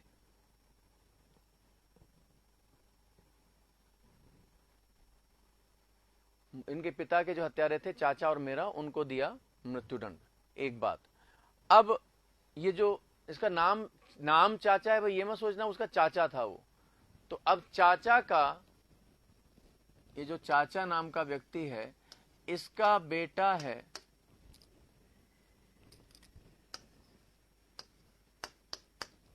एक्का, और एक और फ्यूडल है, एक अन्य सामंत है महपा पमार।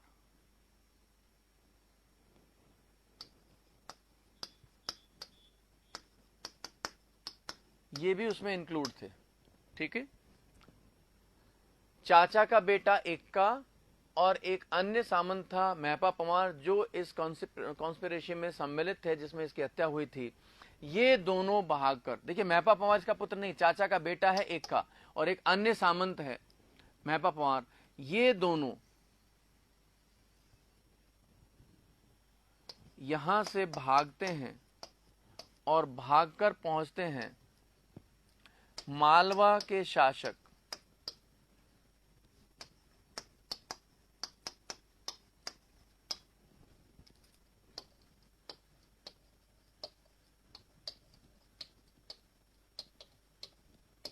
महमूद खिलजी फर्स्ट के पास।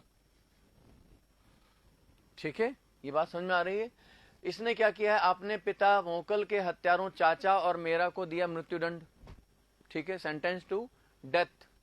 इसके बाद दो व्यक्ति, महपा पमार और चाचा का बेटा एक्का, ये दोनों यहां से भागते हैं क्योंकि इनके सिर पर भी मौत मंडरा रही थी।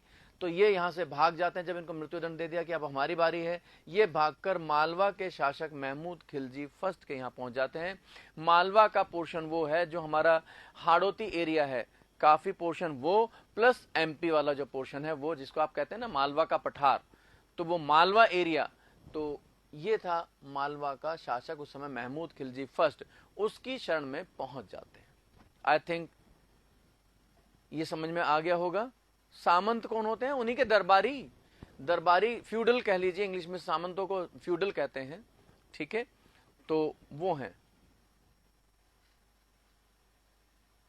अच्छा, फर्स्ट सेकंड कौन होते हैं? चलिए इसको एक बार अच्छी तरह से समझ लीजिए भाई कि ये फर्स्ट सेकंड कौन होते हैं, बड़ा कंफ्यूजन होता है। देखिए, ये कोई राजवंश है, इसमें एक शासक हुआ पृथ्वीराज,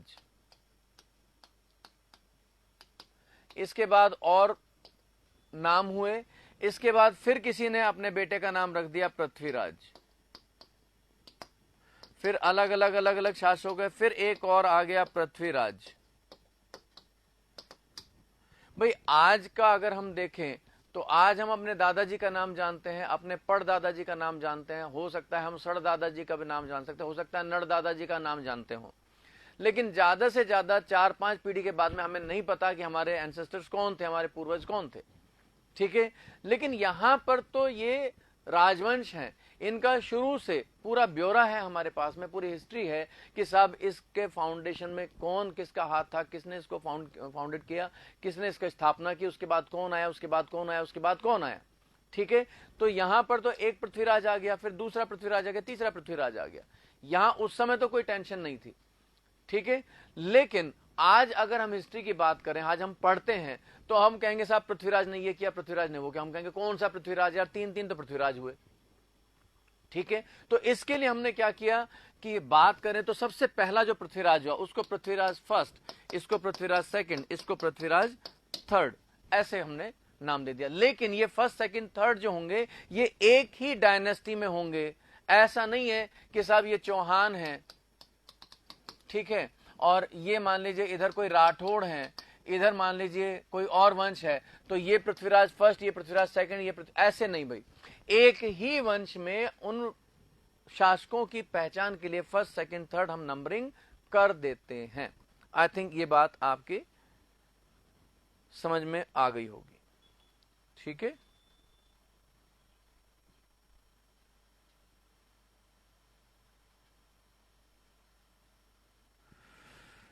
चलिए भाई, ठीक है भाई, अब क्लियर हो गया। ये बहुत से लोगों को कंफ्यूजन होता है कि फर्स्ट सेकंड थर्ड, जैसे मानसिंह है, जोधपुर में भी आपके मानसिंह आएंगे, इधर मानसिंह फर्स्ट और मानसिंह सेकंड हुए आपके आमेर और जयपुर में, ठीक है। तो मानसिंह फर्स्ट जो कि अकबर के कंटेम्प्रेरी थे वो मानसिंह फर्स्ट, और गायत्री देवी के पतिदेव जो हमने कल भी पढ़ा था जो राजप्रमुख बने थे वो मानसिंह सेकंड। लेकिन इधर जो राठौड़ है मानसिंह, उसमें एक ही हुए, मानसिंह और कोई नहीं हुआ, इसलिए वहां पर हम केवल लिखेंगे मानसिंह। ऐसे नहीं करेंगे ये मानसिंह फर्स्ट, उसके बाद में वो मानसिंह सेकंड, फिर ये मानसिंह सेकंड, मानसिंह थर्ड, ऐसे नहीं, एक ही वंश में ये फर्स्ट सेकंड थर्ड चलता है। आई थिंक ये कंसेप्ट आपका क्लियर हो गया होगा। तो यहां पर महमूद खिलजी 2 हुए, अभी कुंभा का कंटेम्प्रेरी महमूद खिलजी फर्स्ट और सांगा का कंटेम्प्रेरी होगा महमूद खिलजी सेकंड, ठीक है। अब हम केवल महमूद खिलजी बोल सकते थे, लेकिन फिर कंफ्यूजन सांगा वाला या कुंभा वाला, तो ऐसे करने की जगह हम फर्स्ट सेकंड लिख देते हैं, ठीक है। चलिएगा भाई,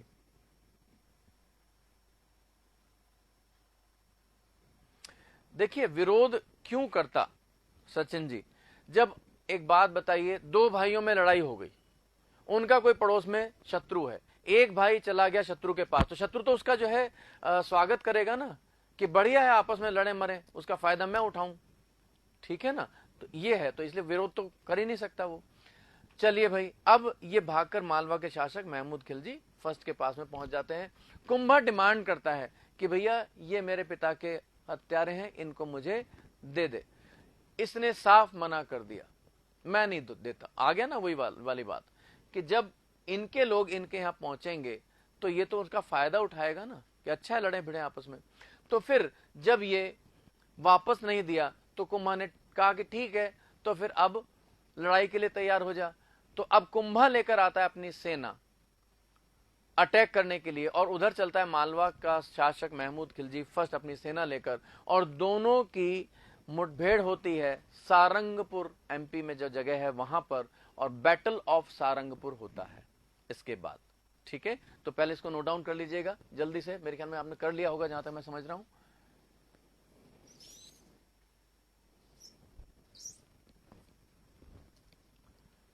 ठीक है भाई, ये दोनों यहां से भागते हैं, मालवा के शासक महमूद खिलजी फर्स्ट के पास पहुंचा। चलिए अब लिखिएगा बैटल ऑफ सारंगपुर, सारंगपुर का युद्ध। सारंगपुर पड़ता है आपका एमपी में। बैटल ऑफ सारंगपुर, सारंगपुर का युद्ध।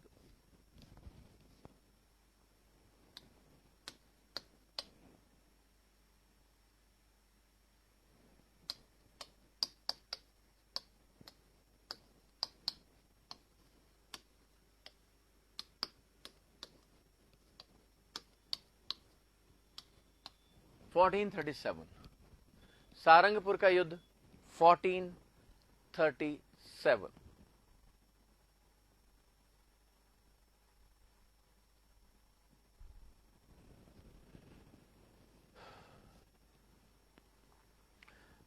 इसमें देखिए क्या होता है कि कुंभा पराजित करता है महमूद खिलजी फर्स्ट को और 6 महीने तक उसको बंदी बना के भी रखता है, लेकिन 6 महीने बाद उसको रिहा कर देता है।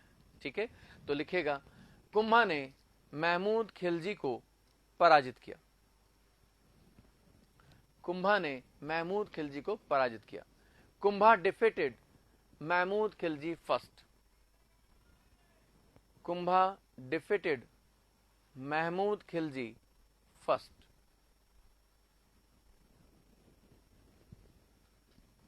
कुंभा ने महमूद खिलजी को पराजित किया।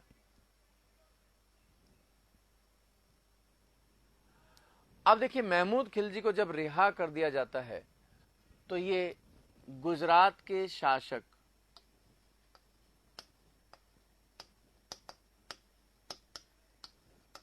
कुतुबुद्दीन अहमद शाह के पास पहुंचता है।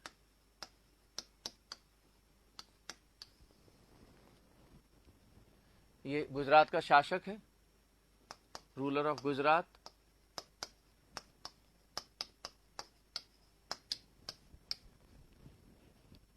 गुजरात का शासक है कुतुबुद्दीन अहमद शाह। अब ये जो कुतुबुद्दीन अहमद शाह है, इसके और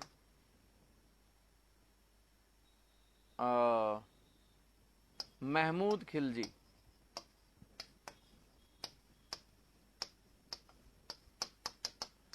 फर्स्ट के बीच, दोनों के बीच में होती है एक संधि, ट्रीटी होती है, जिसे कहते हैं ट्रीटी ऑफ चंपानेर।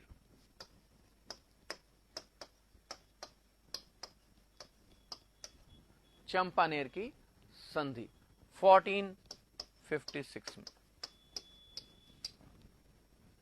ठीक है, अब देखिए इधर ये युद्ध में पराजित हो गया आपका महमूद खिलजी फर्स्ट। तो महमूद खिलजी फर्स्ट जो है ये चला जाता है गुजरात के शासक कुतुबुद्दीन अहमद शाह के पास में और उससे चंपानेर की ट्रीटी, ठीक है, चंपानेर की संधि होती है इसके साथ में 1456 में। अब इस संधि में क्या प्रावधान था, क्या क्या प्रोविजंस थे, बेसिकली लास्ट स्लाइड।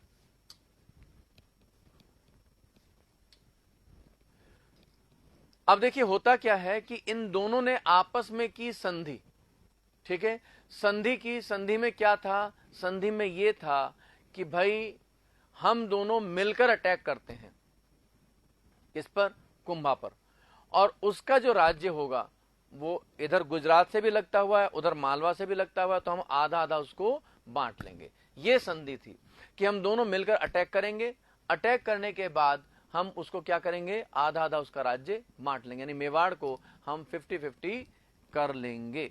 ये संधि की इन दोनों ने, जिसको कहते हैं चंपानेर की संधि। ये संधि क्योंकि चंपानेर में हुई थी, गुजरात में पड़ता है चंपानेर, तो यहां पर चंपानेर की संधि हुई और इन दोनों ने योजना बनाई कि अटैक कर दिया जाए। अब देखिए, अब इसके बाद आगे क्या होता है, इसमें अलग अलग वक्तव्य मिलते हैं। ठीक है, अच्छा, ये जो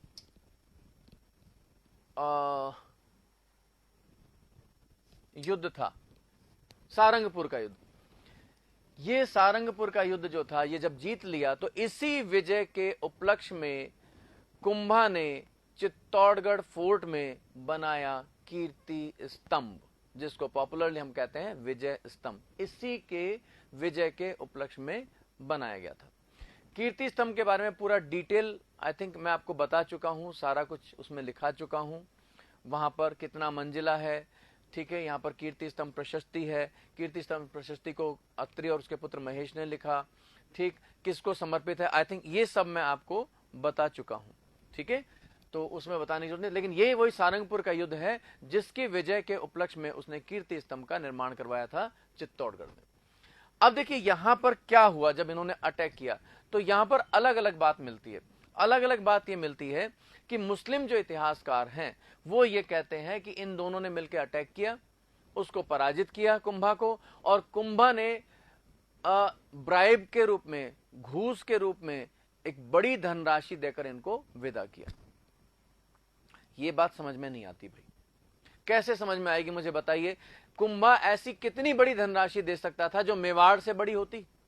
मेवाड़ पर अगर ये लोग अधिकार कर लेते, उसको पराजित करते, तो क्या जरूरत है कि घूस को लेकर वापस आ जाते। क्योंकि जहां से रेवेन्यू आपको हमेशा हर साल मिलता रहेगा, एक आपका सोर्स ऑफ इनकम रेगुलर शुरू हो चुका है, उससे बड़ा कोई ब्राइब हो नहीं सकता।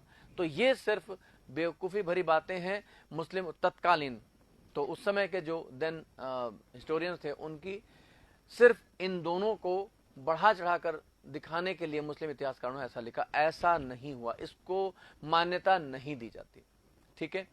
तो फिर क्या हुआ भाई, इन्होंने अटैक तो किया था, तो फिर अटैक किया था तो युद्ध होगा, तो उस युद्ध का उल्लेख क्यों नहीं मिलता, कहीं ना कहीं युद्ध का उल्लेख मिलना चाहिए। खैर अब देखिए यहां पर हुआ क्या, हुआ ये कि कुंभा ने अपनी कूटनीति से क्या किया है, दोनों के बीच जो अलायंस हुआ था, दोनों के बीच में जो संधि हुई थी, दोनों में फूट डलवा दी, और ये लोग यूनाइट होने के बावजूद भी अटैक नहीं कर पाए। यानी अपनी कूटनीति से मेवाड़ को बचा लिया इन दोनों के अटैक से कुंभा ने। यही बात यूनानिमसली मानी जाती है सभी इतिहासकारों द्वारा, ठीक है, और लॉजिकल भी लगती है। अगर ये हार जाता तो पॉसिबल ही नहीं है कि ये दोनों उसको छोड़ देते, कुंभा को, उसका राज्य तो हड़प ही लेते, उनका राज्य का विस्तार हो जाता, सोर्स ऑफ इनकम बढ़ जाता, इसलिए ये तो पॉसिबल ही नहीं था। दूसरा, अगर युद्ध अटैक किया भी था तो फिर क्या हुआ उसका, ये भी नहीं पता हमें। तो इसका मतलब है कि इसने अपनी कूटनीति से इस अलायंस को ही खत्म कर दिया, ठीक है। जो इनका संघ बना था दोनों का, इसको आक्रमण करने से पहले ही खत्म कर दिया। यही जो है बात सभी जो इतिहासकार हैं वो कहते हैं, ठीक है भाई। तो अब आप इसमें लिखिएगा treaty of Champaner 1456। Treaty of Champaner, Champaner पड़ता है गुजरात में। ट्रीटी ऑफ चंपानेर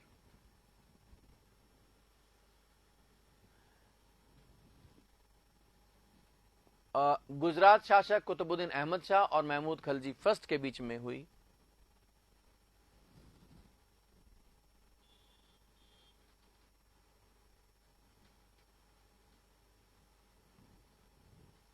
जिसके अनुसार मेवाड़ पर संयुक्त आक्रमण कर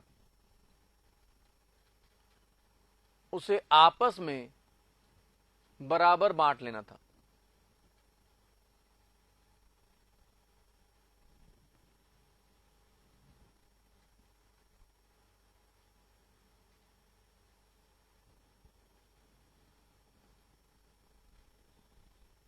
ठीक है, कुतुबुद्दीन अहमद शाह एंड महमूद खिलजी फर्स्ट के बीच में हुई। According to this treaty they both would attack Mewar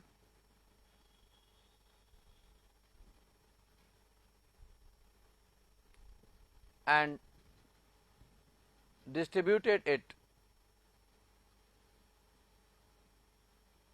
mutually, distributed it equally.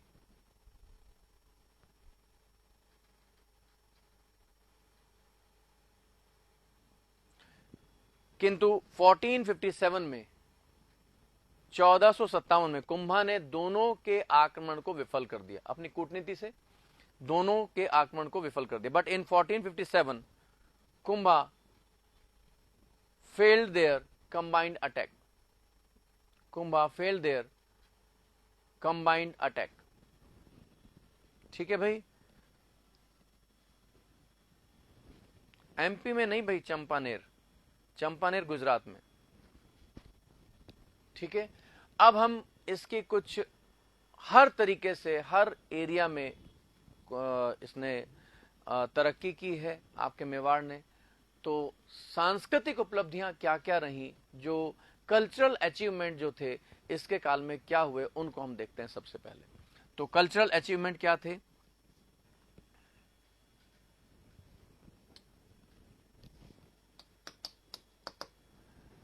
तो देखिए, पहली बात तो ये है कि अगर हम आर्किटेक्चर की बात करते हैं तो आर्किटेक्चर में हम देखते हैं कि कुंभा ने चित्तौड़ दुर्ग को, चित्तौड़ फोर्ट का रिनोवेशन करवाया।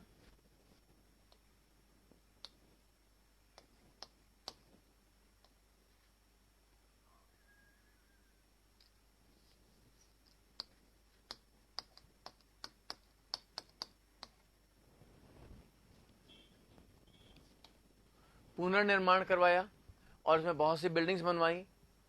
ठीक है, और यहां पर हम देखते हैं, जैसे आपने देखा होगा, सुना होगा, पढ़ा होगा, मैंने आपको बताया था कि चित्तौड़गढ़ दुर्ग में इसने कुंभ श्याम या कुंभ स्वामी मंदिर का निर्माण करवाया, कीर्ति स्तंभ का निर्माण करवाया। ठीक है, 7 परकोटे, 7 प्रवेश द्वार जो एंट्री गेट थे उनका निर्माण करवाया, एक रथ मार्ग था, ठीक, उसका निर्माण करवाया। तो चित्तौड़ दुर्ग का रिनोवेशन करवाया इसने और बहुत सारी बिल्डिंग्स का निर्माण करवाया, जिसमें एक महत्वपूर्ण बिल्डिंग थी कीर्ति स्तंभ, ये हम पढ़ चुके हैं।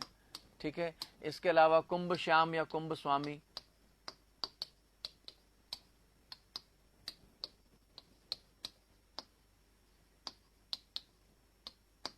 मंदिर बनवाया था। ठीक है, ऐसा कहा जाता है कि मेवाड़ में टोटल 84 फोर्ट्स हैं,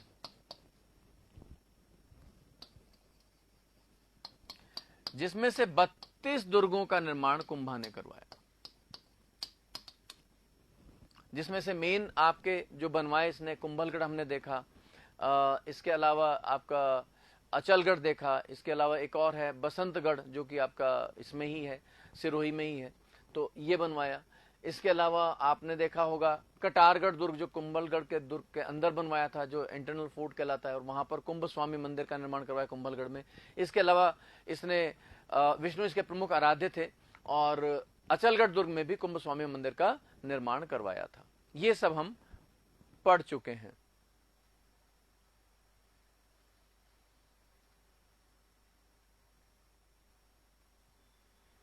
अच्छा, कूटनीति की, डिप्लोमेसी, वो लिख दिया देखिए उन्होंने, राजीव जी ने। ठीक है, तो 84 दुर्ग जो 84 फोर्ट्स थे उनमें से बताते हैं मेवाड़ में 32 का कुंभा ने निर्माण करवाया था, छोटे बड़े जो थे, इसका जो है इसमें अब देखिए यहां पर बहुत से, ये बहुत बड़ा विद्वान था, एक बहुत बड़ा स्कॉलर था, और हर क्षेत्र में इसकी रुचि थी। ये देखिए यहाँ पर आपका जो आर्किटेक्चर है उसमें तो इसकी रुचि थी ही, और इसका जो आर्किटेक्ट था, ये कई बार क्वेश्चन पूछा हुआ है, ये भी मैं आपको बता चुका हूं, मंडन था। क्वेश्चन पूछा गया कुंभलगढ़ दुर्ग जो कुंभा ने बनवाया था उसका वास्तुकार कौन था? मंडन। अब अचलगढ़ दुर्ग जो इसने बनवाया था उसका वास्तुकार कौन था? मान लीजिए पूछे तो भी मंडन। कीर्ति स्तंभ का वास्तुकार कौन था? मंडन। इसका जो वास्तुकार था, आर्किटेक्ट, वो था मंडन। ठीक है, आर्किटेक्ट इसका मंडन था। कहीं भी कोई भी इसका निर्माण पूछा जाए तो आप क्लियरली बता दीजिएगा कि मंडन ही था।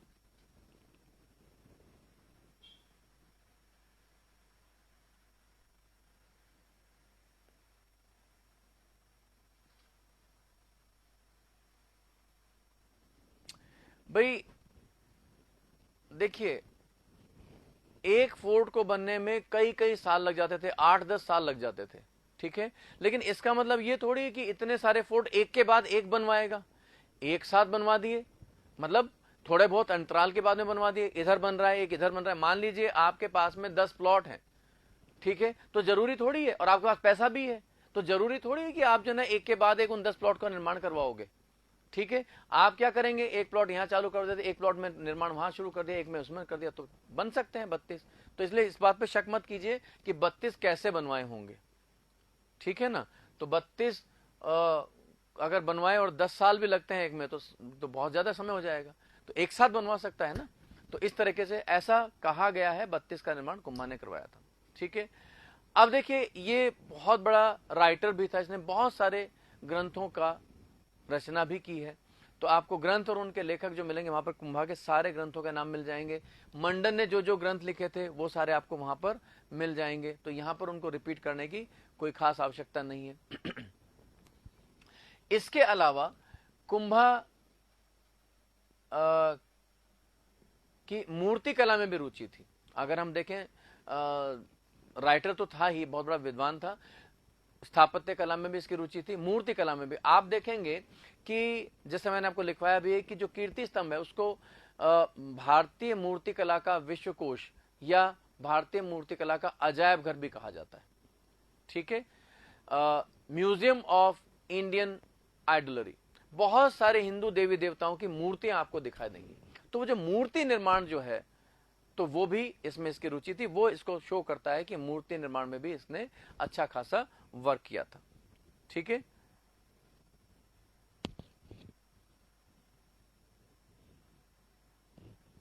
चलिए, इसके अलावा हम देखते हैं कि इनकी एक बेटी है Ramabai.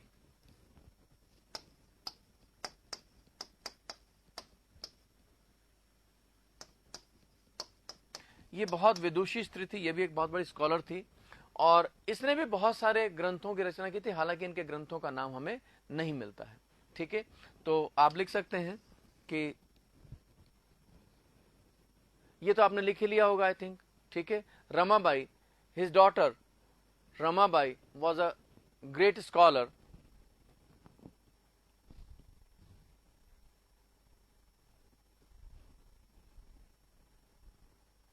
Ramabai was a great scholar and she was also a writer of many books। हालांकि हमें कोई नाम नहीं मिलता है।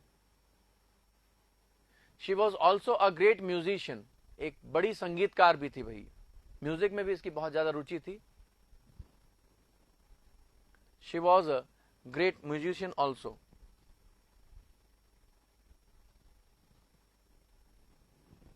अब देखिए, कुंभा भी संगीत में काफी रुचि रखता था, और कुंभा के जो संगीत गुरु थे, इन्हीं के दरबारी विद्वान थे Sarang Vyas.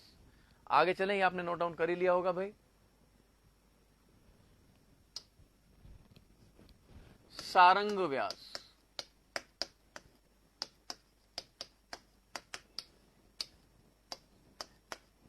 Sarang Vyas was the music teacher of Kumbha.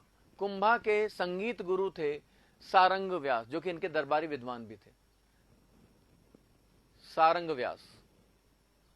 देखिए, एक बुक है, हालांकि उसमें मैंने दे रखा है उस ग्रंथ और उनके लेखकों में, राइटर्स और जो बुक्स हैं, लेकिन यहां पे मैं आपको समझा देता हूं। एकलिंग महात्म्य,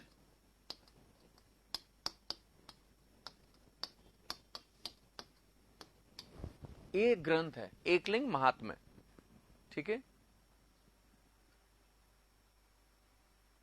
किसका दूसरा नाम है भाई गोविंद जी?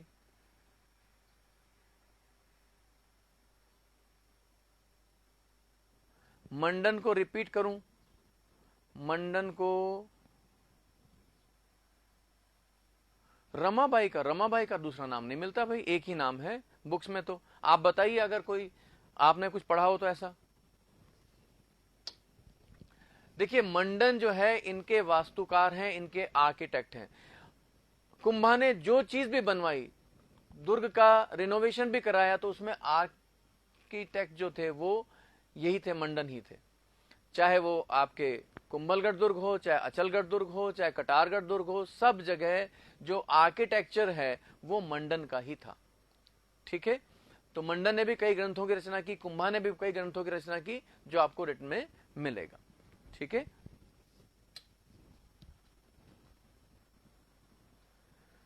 वागेश्वरी, वागेश्वरी नाम तो भाई अब किसी गाइड वाले ने लिख दिया हो तो भाई मैं कह नहीं सकता, देखिए बुक में नहीं है। वागेश्वरी वैसे सरस्वती जी को कहा जाता है, ठीक है, तो उस हिसाब से उसने किसी ने वागेश्वरी कह दिया तो बात अलग है। अदरवाइज बुक में कहीं भी मेंशन नहीं किया हुआ किसी भी बुक में कि इनको वागेश्वरी भी कहा जाता है, ठीक है। चलिए,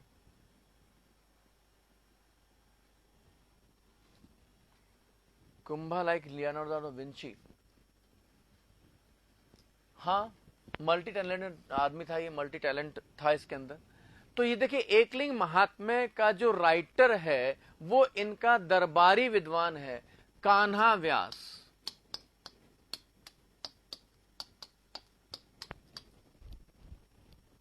ठीक है, अब देखिए कुछ जगह लिखा हुआ है कुंभा ने लिखा एकलिंग महात्म्य, ऐसा नहीं है भाई। मान लीजिए आप कोई बुक लिखते हैं, ठीक है, और आप मेरा बड़ा रिस्पेक्ट भी करते हैं, नो डाउट लोग बाग जिस बैच के हैं वो काफी रिस्पेक्ट भी करते तो हैं ही मेरा, इसमें तो कोई शक वाली बात नहीं। मान लीजिए आपने कोई बुक लिखी और उस बुक में आपने कहा सर इसका जो शुरू में जो क्या कहते हैं उसको प्रीफेस, वो आप कुछ आप लिख दीजिए इसके बारे में, तो मैं पूरी प्रशंसा में उसकी तारीफ करूंगा कि भाई सो एंड सो बहुत बड़े विद्वान हैं, इन्होंने ये किया इन्होंने वो किया, और ये बुक जो इन्होंने लिखी है वाकई में बहुत यूजफुल होगी सभी इंजीनियर्स के लिए, फलाना ढिमका, ऐसे करके वो प्रीफेस मैंने आपको लिख दिया। तो उसका राइटर कौन होगा, मैं या आप? अब आप मत कहना, आप कहोगे तो मैं हो जाऊंगा, मतलब वो राइटर वही स्टूडेंट होगा जिसने वो बुक लिखी, मैं थोड़ी उसका राइटर हो जाऊंगा। इसी तरीके से इसका जो एकलिंग महात्म्य का जो शुरू का पार्ट है, कुछ पार्ट वो कुंभा ने लिखा, लेकिन जो कंप्लीट बुक है वो कान्हा व्यास ने लिखी। तो अगर बुक का नाम आता है, क्वेश्चन पूछा जाता है एकलिंग महात्म्य के लेखक कौन है, तो आप कुंभा मत लगाइएगा, आप कान्हा व्यास ही लगाइएगा, ठीक है। ये बहुत बड़ा कंफ्यूजन है, ठीक है।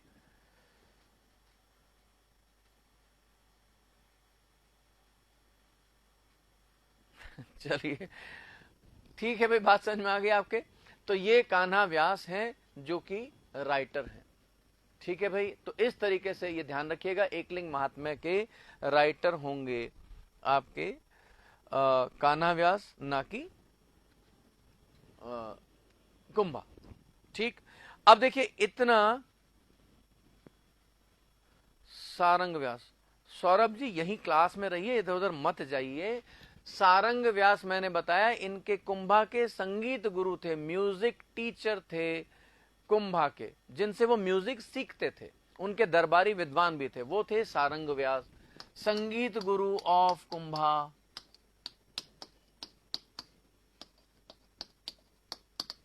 ठीक है सौरभ जी, क्लियर हो गया?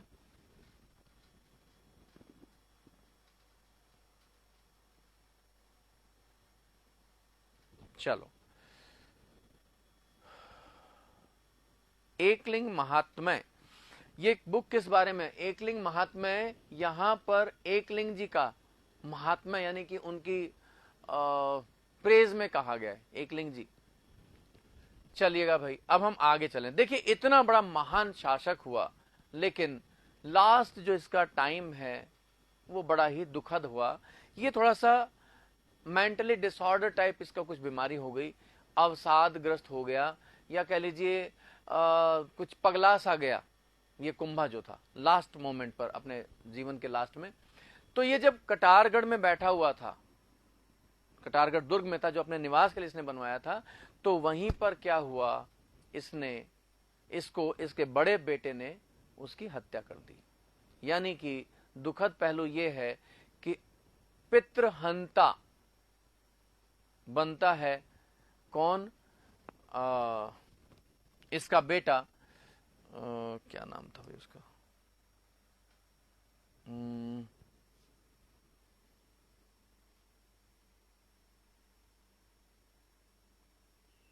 देखिए स्लिप हो गया दिमाग से।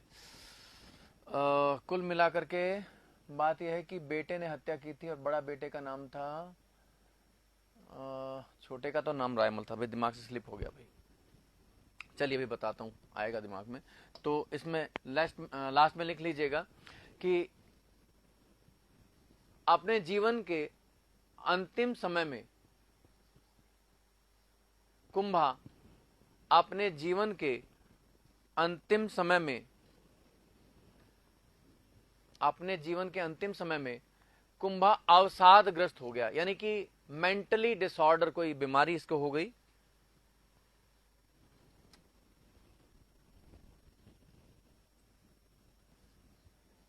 In the last time of his life, he was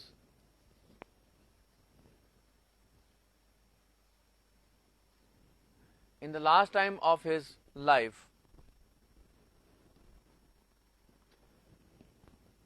Kumbha suffered from अवसाद को डिप्रेशन भी हम कह सकते हैं और मेंटल डिसऑर्डर कह सकते हैं। Mental disorder, suffered from mental disorder। Katargarh दुर्ग में इसके पुत्र उदा, उदयकरण नाम था भाई, उदा, अब आ गया देखिए दिमाग में, उदा या इसको उदयकरण भी कहते हैं। और कटारगढ़ दुर्ग में इसके बड़े पुत्र उदा या उदयकरण ने इसकी हत्या कर दी। हिज एल्डर सन उदा और उदयकरण killed him in Katargarh fort। उदा, अच्छा आपने बोलो, काफी लोगों ने लिख दिया था पहले उदा, ओके।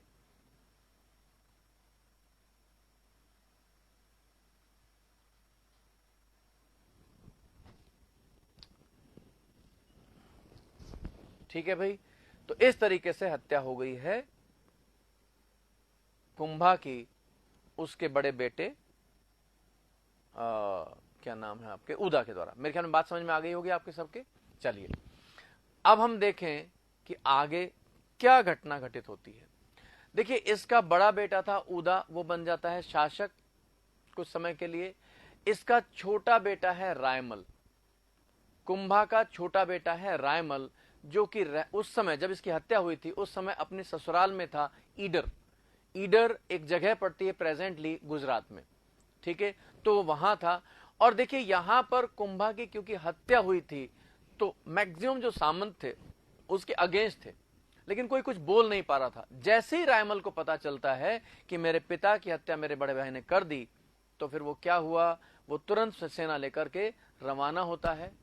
और यहां पर जैसे ही उदा को पता चलता है कि वो मुझ पर आक्रमण करने के लिए आ रहा है, तो ये भी तैयार हो जाता है। लेकिन जब सामंतों को पता चलता है, इनके जो फ्यूडल्स होते हैं उनको जब पता चला, तो वो भी उदा के अगेंस्ट हो गए। और जब उदा ने देखा कि यहाँ के जो मेरे दरबारी लोग हैं, यहाँ पर मेरे मंत्रीगण हैं, वो सब भी मेरे खिलाफ हो गए, तो उसको भागने के अलावा और कोई चारा नजर नहीं आया और वो यहां से भागता है, महमूद खिलजी के पास पहुंचता है और मदद की गुहार करता है। महमूद खिलजी फर्स्ट के पास।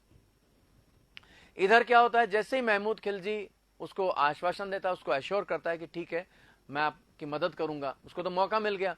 लेकिन उससे पहले ही क्या होता है, बिजली गिर जाती है और उदा की मृत्यु हो जाती है। बिजली वो आकाश वाली बिजली, और कोई बिजली नहीं भाई, ठीक है। तो इस तरीके से यहां पर रायमल बन जाता है शासक, ठीक है।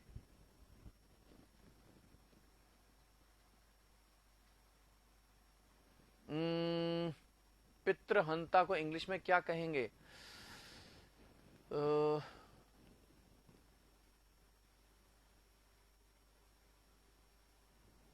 ये देखना पड़ेगा भाई। पैट्रीसाइड, यस यस यस, सही सही से पैट्रीसाइड कहते हैं भाई, पैट्रीसाइड।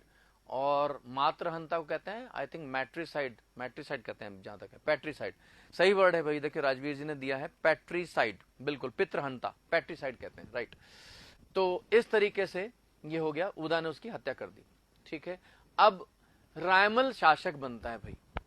रायमल के काल में ऐसी कोई विशेष घटना नहीं घट रही है जिसको हम देखें, लेकिन यहां पर रायमल के जीते जी उसके पुत्रों में उत्तराधिकार का युद्ध हुआ। जनरली होता यह है कि पिता मर जाता है तो उसके बाद में जो है ना लोग बाग आपस में उसके बेटे लड़ते मरते रहते हैं। लेकिन उसके जीते जी क्या हुआ है, वार ऑफ सक्सेशन, युद्ध हुआ है उत्तराधिकार को लेकर। देखिए इसका जो सबसे बड़ा बेटा था रायमल का, वो था पृथ्वीराज सिसोदिया, जिसको हम उड़ना राजकुमार के नाम से जानते हैं। हमने फोर्स में पढ़ा था, आपको भी ध्यान होगा। उड़ना राजकुमार पृथ्वीराज सिसोदिया, वो सबसे बड़ा बेटा था। उसी का सगा भाई था छोटा उसका भाई और इसका छोटा बेटा सांगा, और एक और था आपका रायमल, एक और बेटा था दूसरी रानी से, रायमल। ठीक है, तो इस तरीके से यहां पर, और रायमल का एक चाचा भी था।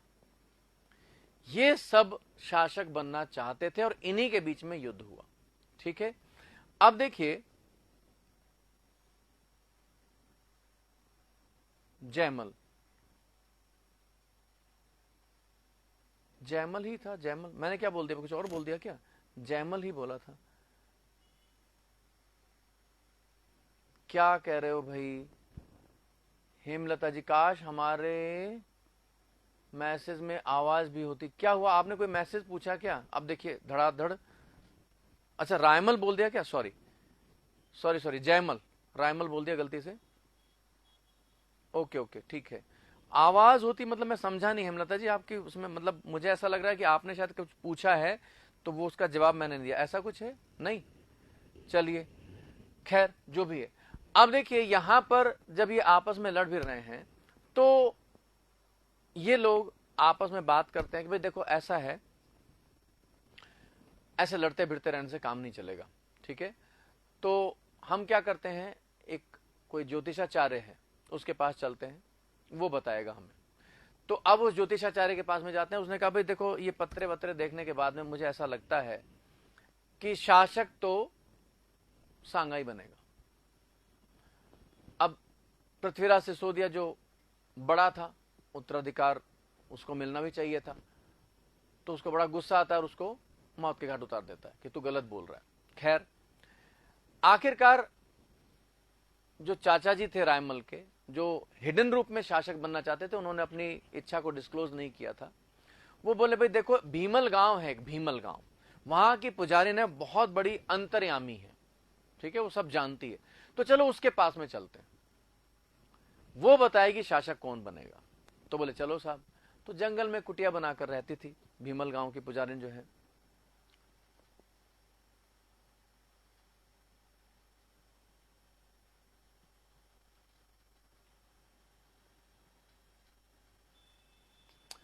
चलिए ठीक है,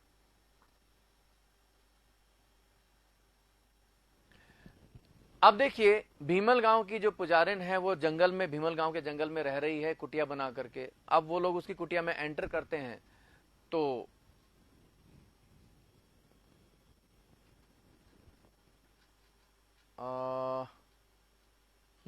यहां पर जब वो एक छोटी सी घटना और है भाई। जब वो पंडित जी जो है ना बताते हैं कि साहब सांगा बनेगा शासक, तो पृथ्वीराज पहले तो उस पंडित जी को मौत के घाट उतारता है और फिर एक भरपूर वार करता है सांगा पर। ठीक है, जैसे ही सांगा पर तलवार से अपना वार करता है तो बीच में चाचा श्री आ जाते हैं, वो पकड़ लेते हैं, रायमल के चाचा जो थे। तो जो तलवार यूं लगनी चाहिए थी, वो तलवार की जो मूठ थी जिसको जहां से पकड़ते हैं, वो मूठ लगती है सांगा के आंख में। ठीक है, और उसकी आंख फूट जाती है। खैर किसी तरह से बीच बचाव करा करके वहां पर सुलटारा होता है, लेकिन बेचारा सांगा काना हो जाता है। ठीक है, आपने सुना होगा सांगा के बारे में कि एक आंख, एक हाथ और एक पैर ये उसके नहीं थे, शरीर पे 80 घाव थे, ऐसा भी आपने सुना होगा। ठीक है, तो जो आंख थी वो ऐसे पृथ्वीराज उसकी आंख को ले लेता है, यानी कि फोड़ देता है। खैर अब साहब भीमल गांव के पुजारी जो थे उनकी कुटिया में पहुंचते हैं तो वहां पर देखा कोई नहीं है। तो उन्होंने सोचा भाई कहीं गई होगी भिक्षा भिक्षा लेने के लिए पुजारिन, तो हम उसका वेट कर लेते हैं। तो एक ऊंची सी जगह थी, वहां पर बैठ गया पृथ्वीराज, क्योंकि वो अपने आप को शासक मानता था। इधर जयमल भी बैठ गया और सांगा जो अब सबको एक ही दृष्टि से देखता था, एक ही आंख का विचार तो एक ही दृष्टि से देखेगा भाई, तो वो देखता है इधर उधर, तो उससे जो है दूरी बना करके इस कोने में पृथ्वीराज बैठा था, दूसरे कोने में सांगा बैठ जाता है। ठीक है, कि भाई इसका कोई भरोसा नहीं कब दिमाग ठनक जाए और तलवार चला दे। और रायमल के चाचा श्री भी वहां पर बैठ जाते हैं सांगा के पास में।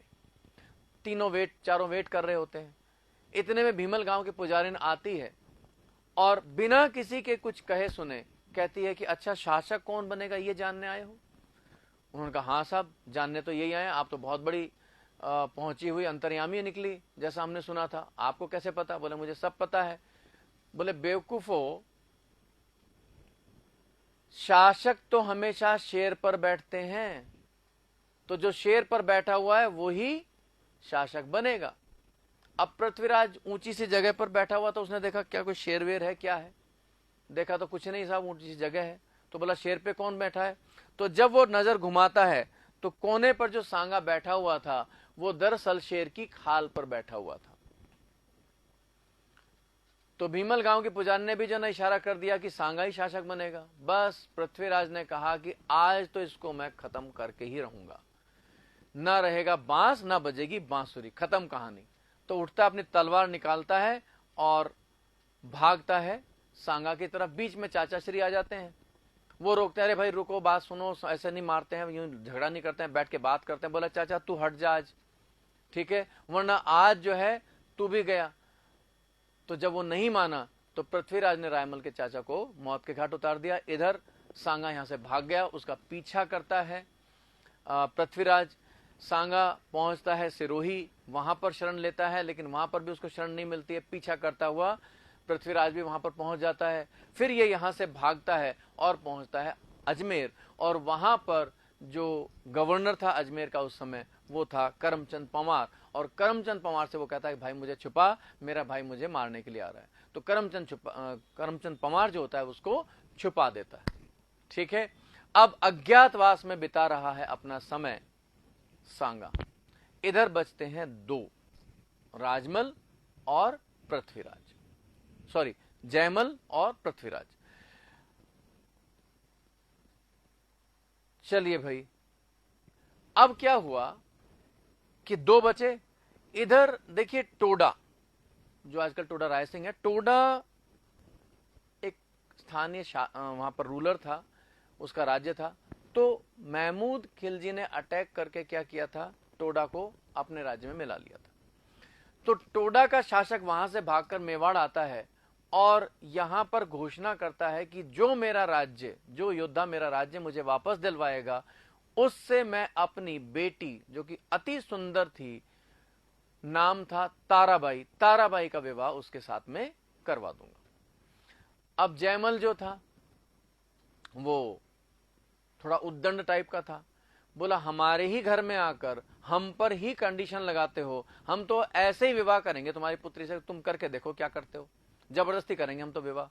तो इसी बात को लेकर के टोडा के शासक और जयमल की बीच में हो गया द्वंद्व और आपस में वो लड़ते हुए जयमल की मौत हो गई। ठीक है, गया जयमल भी। अब बचता है पृथ्वीराज। पृथ्वीराज ने कहा भाई देखो तुमने मेरे भाई को मार डाला, लेकिन मेरे भाई की बात तो गलत थी। अगर हम वाकई में एक योद्धा हैं, हम वीर हैं, तो हमें वाकई में आपका राज्य दिलवाना चाहिए था, तब आपकी बेटी का विवाह हमसे होता। हम जबरदस्ती ऐसे नहीं कर सकते, ये तो कायरों का काम है, मैं आपका राज्य दिलाता हूं। तो पृथ्वीराज अपनी सेना लेकर अटैक करता है, टोडा को मुस्लिम सैनिकों से खाली करवाता है और टोडा के शासक को उसका वापस राज्य मिलता है और वो अपनी पुत्री ताराबाई का विवाह कर देता है पृथ्वीराज सिसोदिया से। और ये वही पृथ्वीराज सिसोदिया हैं जिन्होंने उड़ना राजकुमार इसलिए कहलाया क्योंकि बहुत तेजी से आक्रमण किया था अजमेर पर, और अजमेर पर अधिकार करने के बाद इन्होंने उसका नाम तारागढ़ रखा अपनी इसी धर्मपत्नी ताराबाई के नाम पर। ठीक है, सबसे प्रिय पत्नी थी, खूबसूरत थी भाई। चलिएगा, अब देखिए बचता है पृथ्वीराज सिसोदिया। तो पृथ्वीराज सिसोदिया जो है, इसकी एक बहन जी थी जो ब्याही गई थी सिरोही में। अब सिरोही में जिन बहन जी से ब्याही गई थी, इनके जो ब्रदर इन लॉ थे, वो आपस में बड़े लड़ते रहते थे, बहन जी और उनके जीजा जी, और रोजाना जो है शिकायतों पे शिकायतें इनकी बहन जी करती रहती थी कि अरे भाई आज मुझे पीटा, आज मुझे मारा, आज मेरे बाल नोच डाले, बड़ा परेशान करता है, मैं बड़ी परेशान हूं, कुछ कर। अब रोज रोज इस तरह की बातें जब होती थी तो फिर पृथ्वीराज परेशान होकर पहुंचते हैं कि चलो यार इनके झगड़े का निपटारा करके आता हूं। तो दोनों को बैठा के समझाते हैं कि देखो भाई लड़ना नहीं चाहिए, पति पत्नी हो, परिवार आपका है, दो पहिए हो आप अपने परिवार के, ऐसे डगमग आपस में लड़ोगे तो आपकी जो है गाड़ी बड़ी डगमगाती हुई चलेगी, वगैरह वगैरह। इस तरह से बहुत उसने जो है लेक्चर दिए। अब जो उनके जीजाश्री थे वो पक गए बुरी तरह से, बोले यार क्या ये अपनी बहन को तो कुछ कह नहीं रहा है, मुझे ही दोषारोपण कर रहा है। तो बोला साहब ठीक है, हमारी समझ में आ गई, अब आइंदा से हम कभी भी लड़ेंगे नहीं, दोनों जो है बड़े प्यार से प्रेम पूर्वक रहेंगे। पृथ्वीराज बड़ा खुश हुआ कि चलो भाई दोनों का झगड़े का सुलटारा हो गया, अब बार बार इसके फोन नहीं आएंगे मेरे पास में कि भाई आज मेरे को परेशान कर रहा है, मार रहा है, पीट रहा है। खैर साहब, अब जब पृथ्वीराज चलने लगा है तो उनके जीजा जी ने बड़े प्रेम पूर्वक लड्डू बना कर दिए कि साहब देखिए हमने लड्डू बनवाए हैं आपके लिए, आप रास्ते में कहीं भोजन वगैरह के लिए बैठोगे तो डिजर्ट के रूप में इनको खा लेना, हमें याद करोगे। पृथ्वीराज खुश होता हुआ उन लड्डुओं को लेकर चल दिया। अब जब उसने रास्ते में लंच किया तो बोले भाई डिजर्ट में कुछ लाओ, बोले यार वो लड्डू ही ले आओ जो हमारे जीजाश्री ने दिए हैं। अब वो लड्डू खाया और लड्डू खाते ही ऊपर मर गया वो। उसके जीजाजी ने उसमें क्या कर रखा था, जहर मिलवा दिया था कि बड़ा आया चल करके, भाइयों से हो गया जिंदगी लड़ते हुए, हमसे कहता है प्रेम पूर्वक रहो, तू लड्डू खा, खत्म। अब देखिए सब जितने भी लड़ने वाले थे वो सब हो गए खत्म। अब क्या हुआ, अब रायमल को याद आता है अपना पुत्र सांगा कि भाई अभी उसके मरने का या उसका कोई समाचार मुझे नहीं मिल पा रहा है, इसका मतलब कहीं ना कहीं वो है। तो वो डिक्लेयर करता है कि सांगा आए मेवाड़ में और मैं उसे अपना उत्तराधिकारी नियुक्त करता हूं। करमचंद पंवार ने मैसेज पहुंचाया कि भाई देखो इस तरह की बात है और आपके पिताश्री आपको बुला रहे हैं, आपके जितने भी कंटेस्टेंट थे, जितने भी थे, वो सब खत्म हो चुके हैं, इस दुनिया से जा चुके हैं। तो पहले सांगा ने कंफर्म करवाया कि कहीं ये पृथ्वीराज की चाल तो नहीं कि मैं बाहर निकलूं और खट मेरी गर्दन उड़ा दे।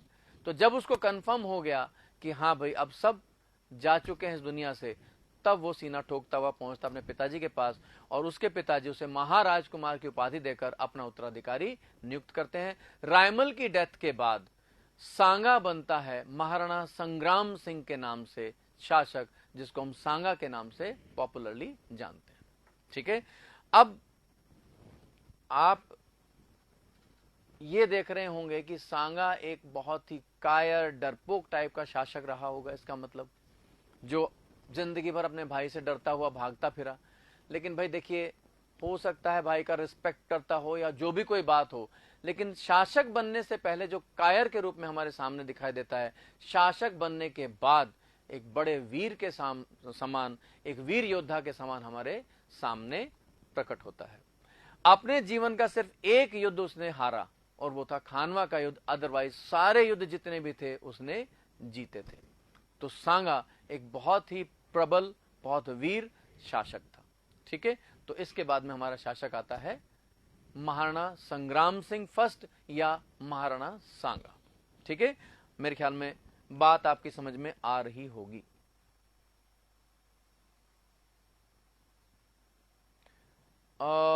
जीजा जी बहनोई का नाम भाई हो सकता है मिला हो, मुझे ध्यान नहीं है अभी हाल फिलहाल, पर इसके नाम का करना क्या है, हमें वैसे भी क्वेश्चन तो कोई आना नहीं है।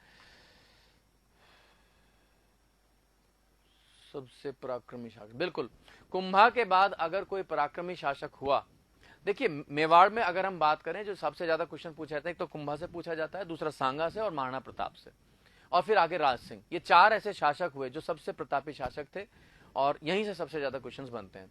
तो कुंभा के बाद में इसके बाद जो प्रबल शासक होता है वो है आपका सांगा या संग्राम सिंह। तो नेक्स्ट शासक आप लिखेगा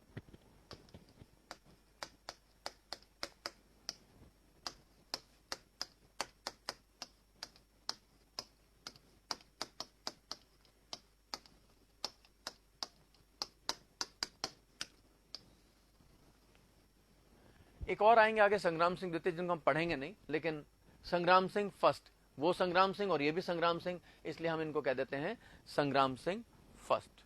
ठीक है भाई, चलिएगा। अब इनका जो टाइम पीरियड है वो है आपका 1509 टू 1528। 1509 से 1528 इनका शासनकाल है, इनका रेन पीरियड है। ठीक है, तो हम लिखेंगे रायमल का पुत्र था ये, he was the son of Raimal. Raimal के काल में ही, लिखिएगा रायमल के काल में ही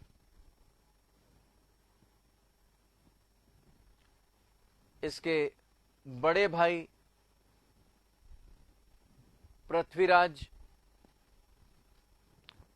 रायमल के काल में ही इसके बड़े भाई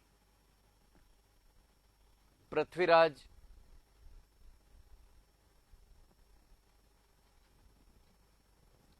अन्य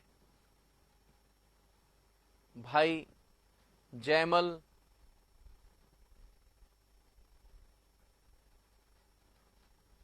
आदि के बीच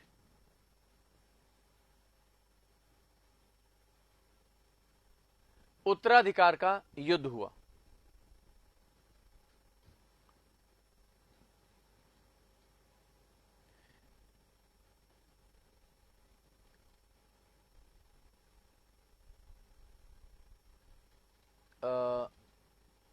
He faced war of succession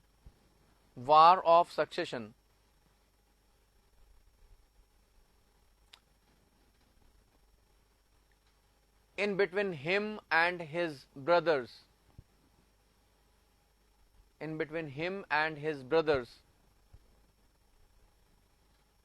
Prithviraj, Jaimal etcetera.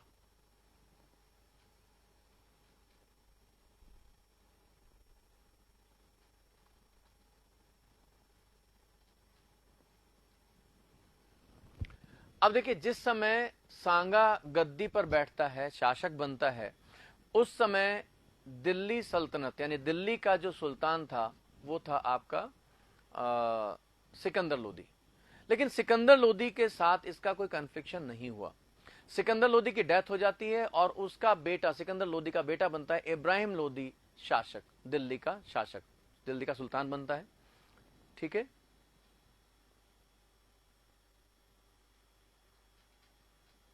Time 5 minute है भाई, अभी टाइम का इतना आप क्यों वो कर रहे हैं। चलिएगा भाई, अब देखिए यहां पर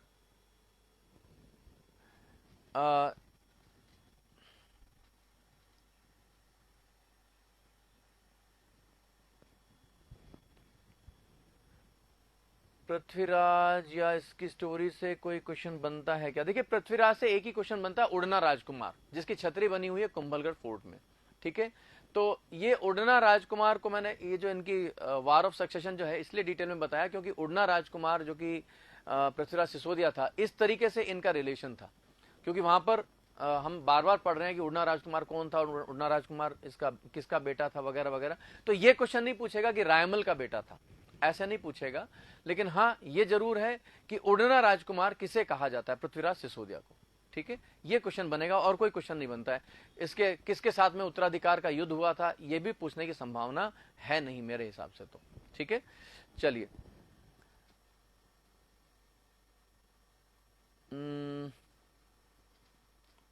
रायमल कौन था? गोविंद जी क्या बात कर रहे हो, रायमल कौन था? मैंने सारी बात तो बताई आपको। मैंने आपको कहा रायमल कुंभा का छोटा भाई था। सारी रामायण बांच दी और अब रायमल का पुत्र। चलिए, रायमल उसका छोटा पुत्र था, रायमल के ही सब बेटे थे। रायमल के जीवन काल में ही उत्तराधिकार का युद्ध हुआ था। ठीक है, कुंभा का छोटा बेटा था, बड़ा बेटा था उदय, जिसने उसकी हत्या कर दी। ठीक है भाई, बात समझ में आ गई? चलिए, अब देखिए कौन था सिकंदर लोदी, इसका कंटेम्प्रेरी था जब ये गद्दी पर बैठा। और इसके साथ में इसका कोई कन्फ्लिक्शन नहीं हुआ, लेकिन सिकंदर लोदी की डेथ के बाद में उसका बेटा बनता है इब्राहिम लोदी शासक, और इब्राहिम लोदी अटैक करता है मेवाड़ पर, ठीक है। और यहां पर इधर से चलता है इब्राहिम लोदी और इधर से चलते हैं आपके सांगा सेना लेकर, और खातोली के मैदान में युद्ध होता है, खातोली का युद्ध। क्वेश्चन पूछा गया था खातोली कहां स्थित है। जितने भी बैटल्स हुए हैं जिन प्लेसेस के नाम पर, वो प्लेसेस प्रेजेंटली कहां हैं, ये हमेशा ध्यान रखिएगा। ध्यान रखिएगा, आपकी जो अभी बोर्ड की जो बुक है उसमें कोटा लिखा हुआ है, गलत है भाई, 100% गलत है। Answer is Bundi. अगर आप देखेंगे तो बूंदी बिल्कुल बूंदी में आपका पड़ेगा खातोली। तो दोनों की सेनाएं खातोली में मुठभेड़ हुई है। मैंने कहा ना, राजस्थान बोर्ड की बुक में कुछ गलतियां हैं। हालांकि कोटा में भी खातोली, ध्यान रखिएगा, लेकिन वो खातोली, ये खातोली नहीं है जिसमें कि युद्ध हुआ था, वो बूंदी का खातोली है। बूंदी का खातोली छोटा है, कोटा का खातोली बड़ा है, अगर हम एरिया वाइज देखें, पॉपुलेशन वाइज देखें, ठीक है। लेकिन ऐतिहासिक दृष्टि से अगर हम देखते हैं तो जो बूंदी का खातोली है वो हमारे लिए इंपॉर्टेंट है। तो ये जो खातोली, बैटल ऑफ खातोली है, ये हुआ था बूंदी में, ठीक है। और इसमें सांगा ने क्या किया है, इब्राहिम लोदी को पराजित किया है। अब इब्राहिम लोदी वापस चला जाता है अपनी सेना लेकर के, अगले ही साल ये फिर सेना भेजता है, खुद नहीं आया, और यहां पर इधर तो भेजती है सेना आपके इब्राहिम लोदी, इधर चलता है सांगा अपनी सेना लेकर, और इसकी मुठभेड़ वापस एक जगह होती है बाड़ी नामक स्थान पर, जो कि पड़ता है Dholpur. And the battle was battle of बाड़ी। बैटल ऑफ बाड़ी में एक बार वापस पराजित करता है सांगा इब्राहिम लोदी की सेना को, यानी इब्राहिम लोदी को 2 बार पराजित करता है, जो कि दिल्ली का सुल्तान था, पूरे उत्तर भारत का स्वामी था, ठीक है। इतना प्रबल शासक था। देखिए, इसके बाद इब्राहिम लोदी की हिम्मत नहीं हुई कि वो तीसरी बार अटैक कर सके, तो पहले 2 युद्ध जीते सांगा ने, ठीक है भाई, बात समझ में आ गया। लिखिएगा, बट सर आता तो खातोली में है। मैंने आपको सारी बात बता दी भाई, खातोली एक कोटा में भी है, एक बूंदी में भी है, लेकिन ये जो युद्ध हुआ था वो बूंदी का हुआ था। आंसर भी उसमें जो था बूंदी था, जो क्वेश्चन पूछा गया था वो बूंदी ही था, ठीक है, कि खातोली कहां स्थित है, आंसर वॉज बूंदी, ठीक, और आज भी वही है। चलिए, अब चलिए, क्या टाइम हो गया, कोई बात नहीं, कल देखते हैं इसको फिर, ठीक है। आपकी दूसरी क्लास शुरू हो गई होगी, कल हमारा सांगा कंप्लीट हो जाएगा, इसके बाद आगे की कहानी हम शुरू करेंगे, ठीक है। कल फिर मिलते हैं, टेक केयर, थैंक यू।